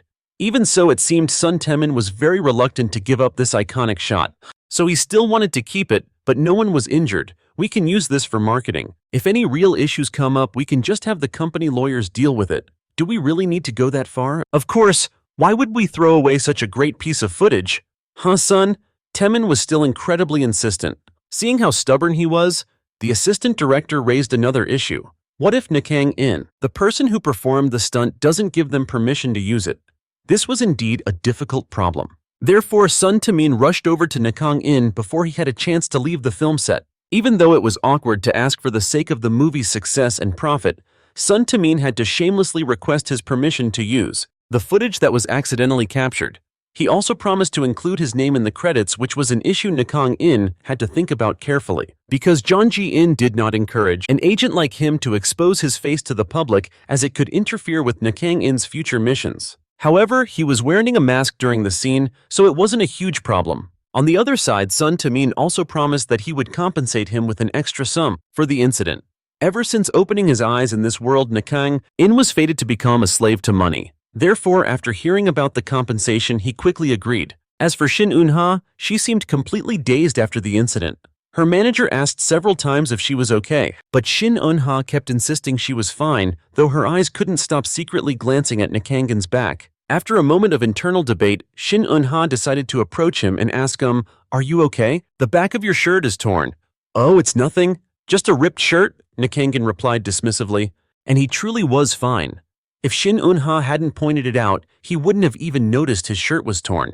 But Nakang In's nonchalant attitude actually made Shin Eun-ha's heart flutter. In truth, her reaction was quite understandable. After all, Nakang In had just acted like a real-life superhero. Anyway, thank you. Shin Eun-ha mustered all her courage to thank him properly, only to be surprised when Nakang In replied, "Helping the staff is part of my job." That statement immediately hit a nerve with Shin Eun-ha, who had just managed to be pleasant for a moment. Now she was all riled up again.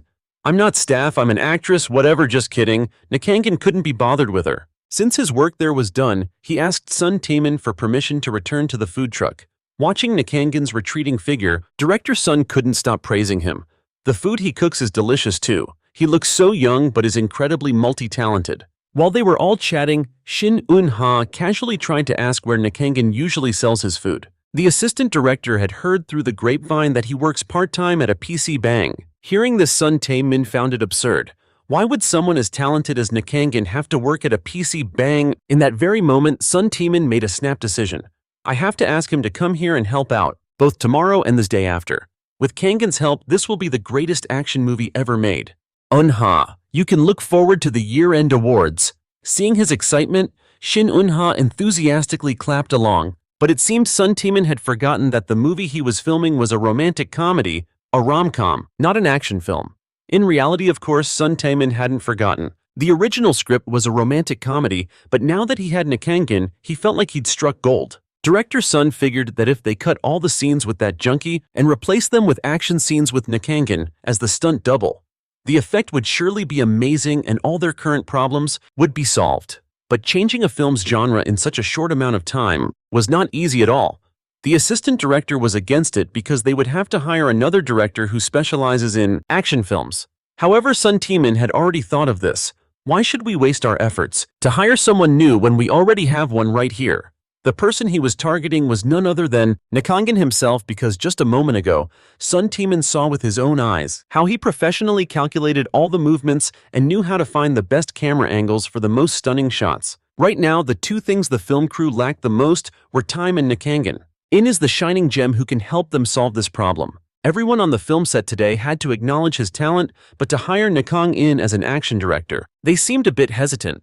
Even so, Sun Tae-min, as the one with the most authority here, had already decided to make use of his abilities no matter what. So no matter how much others tried to dissuade him, he refused to listen and immediately turned to chase after Nakang In. At that moment, he had just left the film set, still muttering complaints about the lack of safety for the actors.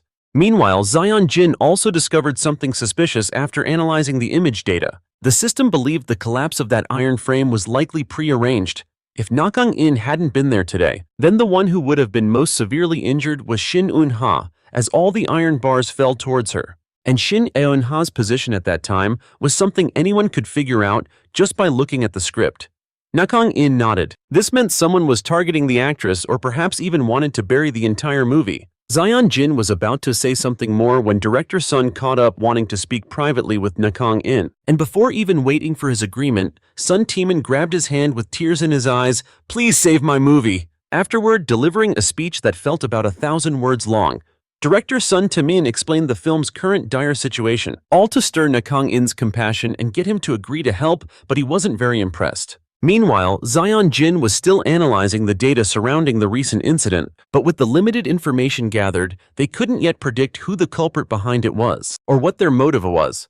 Back to Director Sun, although he was very desperate, Nakang In still had to refuse him, flat out giving the reason that he had to return to Seoul to continue his work. After all, he couldn't just abandon CEO Tra Dong and the PC Bang to go make a movie. But this turned out to be perfect for Sun Tae-min, because after today all the scenes in this mountainous region were finished, and the film crew would be moving to work in Seoul. Despite that, Nakang In was still reluctant to take this deal, since he didn't have time to be on set all day anyway.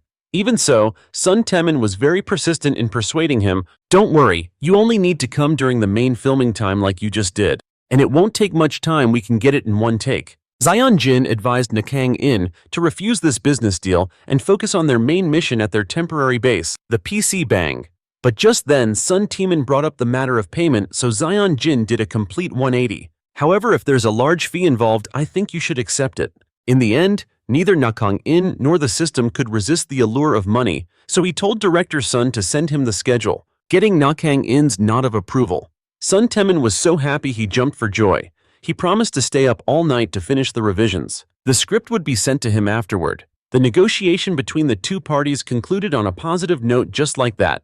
And Director Sun Tae-min, who had been so frustrated lately, finally got his groove and good mood back. As soon as Nakang In came on board, although all the additional scenes scheduled to be shot at the collapsed set were cancelled, a better script began to take shape instead. In the morning, the cast and crew members all seemed tense, but by the afternoon, thanks to the Nakang In effect, the atmosphere had become quiet and much more peaceful. The people on the film set regained their composure, but there were others who couldn't. For example, manager Kim from the production company, right after Sun Tae-min struck a deal with Nakang In, showed up at the film set looking like his house was on fire. "Director Sun Tae-min, please help us. If we release this movie as it is, we'll just be hit with a hailstorm of criticism. That's it. The movie will be a flop and we'll be in deep trouble." Manager Kim grabbed both of Sun Tae-min's shoulders and began to shake him like crazy. "You know we can't postpone the release date, don't you? Our company has already secured the main theatrical screenings with all of our resources. If the movie bombs, no one will be able to handle the fallout." Manager Kim went off on a tirade like a rapper, spraying spit all over Sun Tae-min's face like a spring shower, and if the director hadn't held up a finger to silence him, Manager Kim would have definitely kept on yelling. Sun Tae-min told him that he could trust him because he had already found a solution to the problem. Director Sun's expression was so confident that Manager Kim thought he was joking. Come on, just tell me how you're going to handle this movie so I can report back to my superiors. Sun Tae-min didn't hide the fact that he planned to turn this ordinary romantic comedy into an action romance. To an insider like him who had just secured Nakang In, this felt like a perfect solution, but to an outsider like Manager Kim, it seemed like a decision that was destined to fail spectacularly. What are you, crazy? Manager Kim screamed. We only have 1 week left for filming and editing. How can you possibly want to change the genre at this point? Sun Tae-min had originally intended to reassure Manager Kim a bit more, but a loud slam cut their conversation short. Someone slammed the studio door open, kicking up a cloud of dust, and when Manager Kim saw who it was, his face went pale because it was Lee Tae-ho, the CEO of Thor Entertainment, the very company producing this movie. Lee Tae-ho hadn't wanted to travel all the way out here, but after hearing that another accident had occurred and left the entire set in shambles, he couldn't just sit back and do nothing. The responsibility of preventing errors on the film set was Manager Kim's job, so the moment he saw his boss show up in person, he was scared out of his mind. Sir, it is my responsibility, but as you know, we've been swamped because of that junkie. Before Manager Kim could even finish his sentence, he was cut off by Lee Tae-ho. How long are you going to keep blaming that bastard? He wasn't too loud, but his tone was filled with killing intent, making Manager Kim do nothing but bow his head deeply in apology.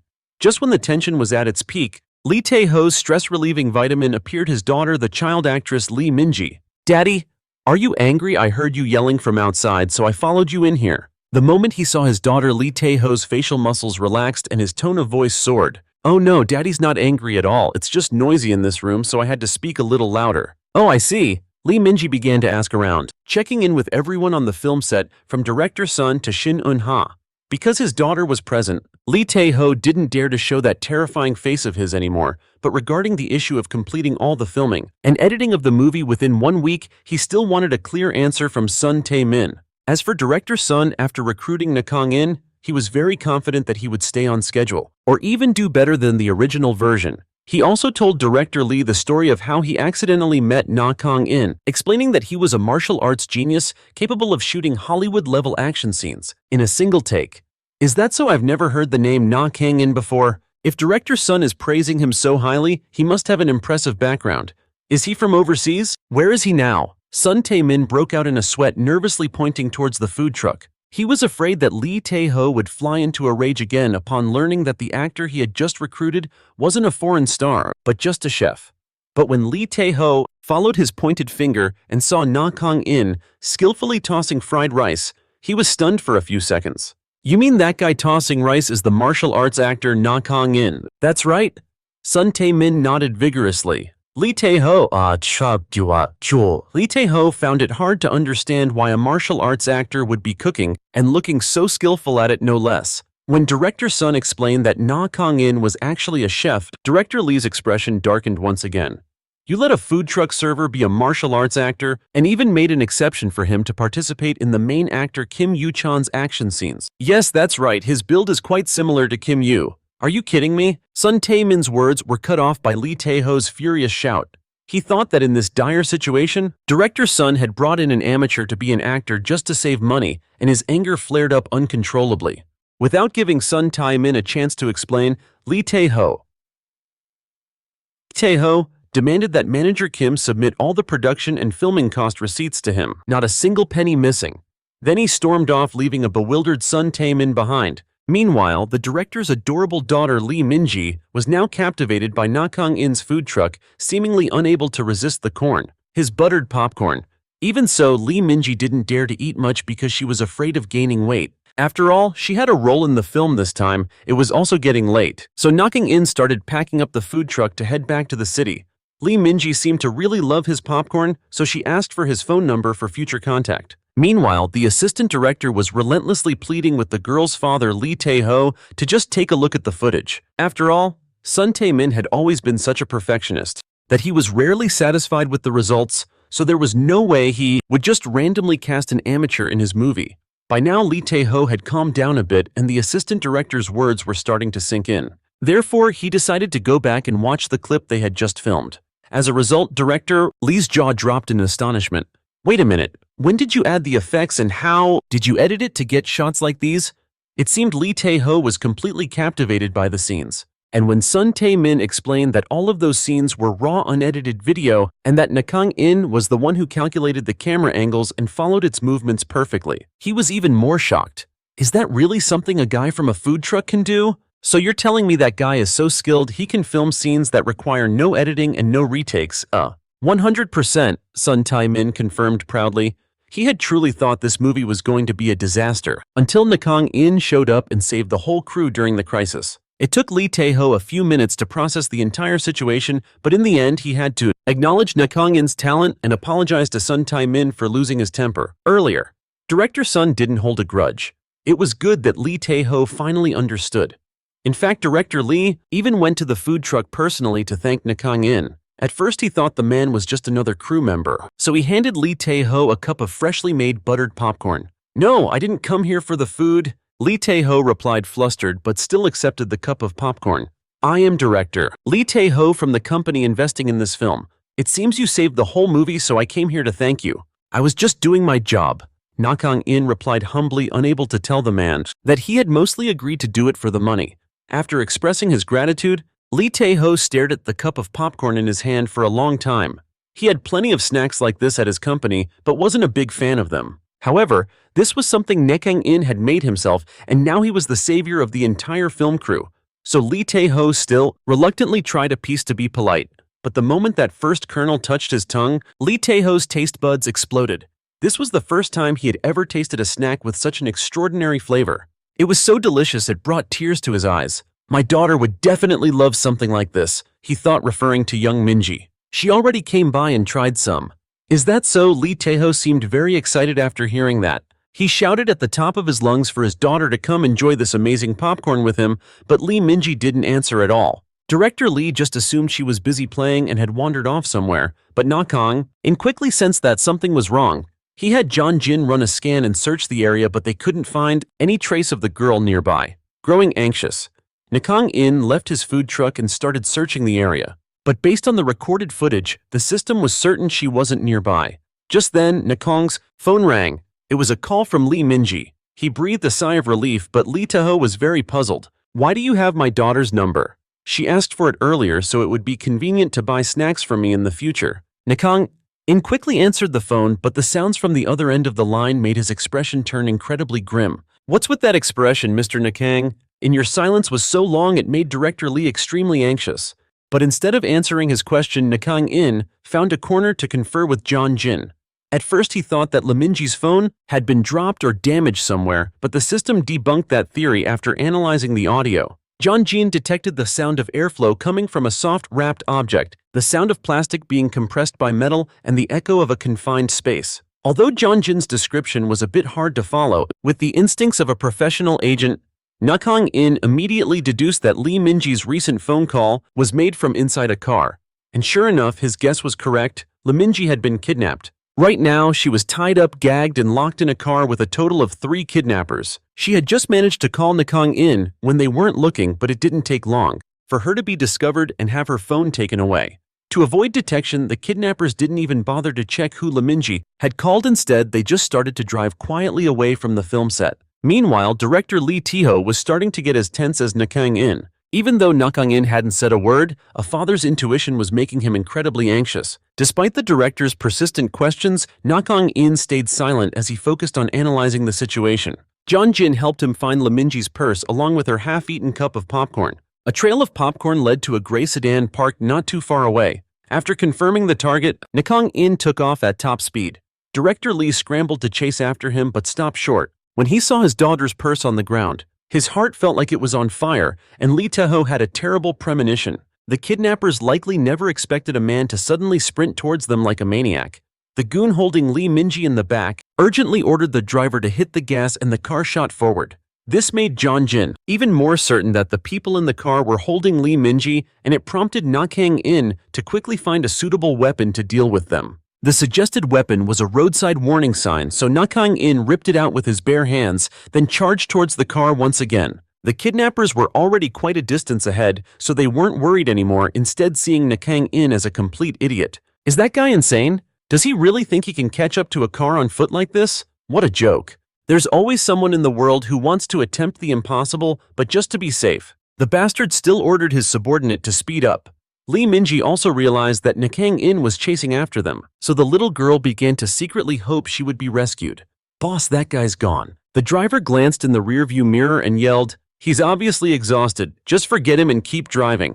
The leader sitting next to Lee Minji said with a gloating laugh. The car continued to speed away, but they had no idea that Nakang In hadn't disappeared at all. He was just moving at superhuman speed. And when the distance was just right, Nakang In made a spectacular leap, landing on the car's roof to the utter shock and dumbfounded disbelief of the three kidnappers.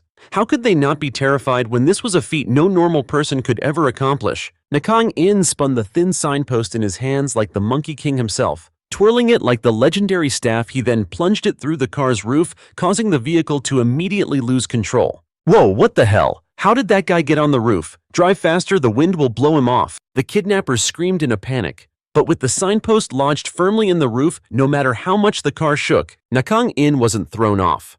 Zion Jin had also found a way for him to stop this runaway vehicle. Nakang In had to vertically pierce a specific location on the car's hood that the system had highlighted. This would destroy the engine and force the car to stop. Nakang In swiftly pulled the signpost out, his body swaying for a moment. Having lost his anchor but with the instincts of a special agent, Nakang In quickly stabilized himself. And he used all his might to plunge it directly into the spot that Zion Jin had designated for him. The car screeched to a halt to the absolute terror of the three kidnappers. What scared them even more was Nakang In's murderous glare. They couldn't comprehend how he'd done it. This psycho, he let go of the post. "Hit the gas now!" The leader frantically ordered the driver. The driver obeyed and immediately slammed his foot on the accelerator.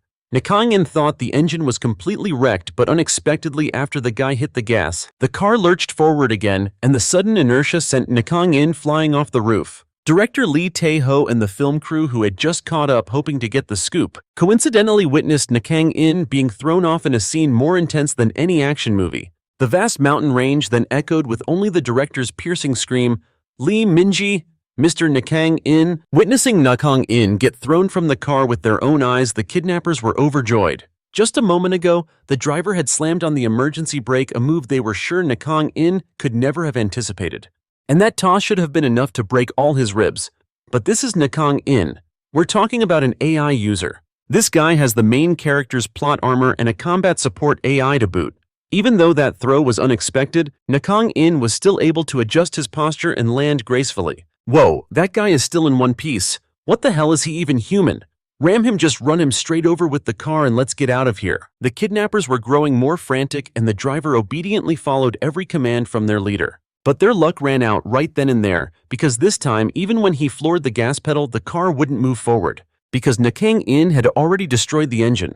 The leader in the back went ballistic, relentlessly taking his frustration out on his two henchmen. Then he even forced those two to get out and take a beating from Nakang In, while he himself stayed inside the car to control Lee Minji. With no other choice, the two goons had to get out as their boss commanded, even though they had just witnessed Nakang In fly like Superman. They still clung to the hope that a 2-on-1 fight would at least leave him crippled if not defeated. So the moment they stepped out of the car, they were fired up, pointing a finger in Nakang In's face and shouting, "You psycho, what the hell are you anyway?"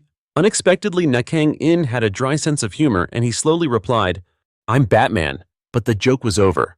While the two goons were still stunned, unable to process Nakang In's answer, he had already used blinding speed to close in on the smaller guy and land a punch. With his muscles and strength enhanced by the AI, Nakang In only needed that one punch to take his opponent down for good. Then he used that same speed to leap behind the remaining henchman. He was moving so fast the guy couldn't even track him, but when he instinctively realized Nakang In was behind him, he pulled a knife from his waistband. However, before he could even use the knife, the big guy was met with a devastating kick from our main character. He didn't hold back in the slightest, and it wouldn't be an exaggeration to say that this one kick could break all of his opponent's teeth. And just like that, in only 2 moves, Nakang In had cleanly dealt with both of those scumbags, leaving only the leader inside the car holding Lee Minji hostage. Seeing Nakang In approach, he panicked so badly that he was fumbling and couldn't even speak coherently through the car window. Nakang In flashed a bright smile, not for the kidnapper of course, but to reassure Lee Minji. Zion had suggested many ways to deal with the scumbag, for example charging straight into the car and giving him a beatdown, or applying pressure on him from outside the vehicle for an extended period, but Nakang In was afraid the little girl would get hurt. Therefore, he chose to back away. Only when Nakang In had retreated about 50 feet did the kidnapper dare to show his face. What's this, he's retreating? Does that mean he's not going to attack? The kidnapper's eyes darted away from Nakang, in which was one problem. Another problem was that Lee Tae-ho and the others were gathering nearby, and on top of that, the car was busted. The kidnapper had to get out of the vehicle before they caught up, and so he exited the car with Lee Min-ji. Of course, as a kidnapper, he wouldn't be without a weapon to control his hostage. The kidnapper pressed a knife to Lee Min-ji's throat, forcing Nakang In into the car with him and warning everyone not to call the police. Lee Tae-ho was scared out of his mind watching the scene unfold. With tears and snot streaming down his face, he grabbed Manager Kim by the collar and shook him wildly. "Hurry up, tell him to get in the car right now." "Sir, please calm down," Manager Kim said, getting dizzy from being shaken. He was standing right here just like Lee Tae-ho. How was he supposed to tell them anything when the kidnapper and Nakang In were so far away? Lee Tae-ho's mind was in complete chaos. He frantically screamed at the kidnapper, "I'll give you a car, even 10 of them, but you can't touch a single hair on Minji's head. If you do, I'll destroy you and your entire bloodline." The kidnapper just scoffed, wondering where Lee Tae-ho got the nerve to threaten him at a time like this. But he couldn't be bothered to argue with him right now, and just agreed to the proposed exchange, forcing Lee Tae-ho to drive the car over himself. Not daring to delay, he quickly returned to the parking lot to get his brand new Audi. He drove it close to the kidnapper, but in reality the film crew had already called the police. However, this mountainous area was desolate and remote, so the police couldn't reach them immediately. Meanwhile, Nakang In didn't dare to make a move. He was afraid the kidnapper would snap and genuinely hurt Lee Min-ji. Zion Jin seriously reminded him that providing a vehicle to the kidnapper would only increase the chances of him escaping safely with the hostage. Nakang In knew this, of course, but Lee Tae-ho, acting as a desperate father, had already driven the car right over to the enemy. Besides, if he hadn't done it, the little girl would have been in danger anyway. It looked like the situation had just gotten a lot more complicated. "I brought the car, don't hurt my daughter," Lee Tae-ho screamed as he got out crying and making a pathetic scene. The kidnapper ordered him to put both hands behind his head and back away while simultaneously dragging Lee Min-ji as he slowly approached the car. Nakang In held his breath in suspense. He and Zion Jin were still trying to find a solution, but unexpectedly when the kidnapper was just steps away from the car door, just 2 steps away, Lee Tae-ho threw all caution to the wind and lunged forward. "Min-ji, Daddy's here to save you." Only 3 words flashed through Nakang In's mind. This is bad. Sure enough, seeing Lee Tae-ho's reckless move, the kidnapper instantly snapped. "I told you to stay back. You take one more step and this knife gets 1 step closer to the girl." With a sickening slash, the sound of metal cutting into flesh echoed and blood was drawn.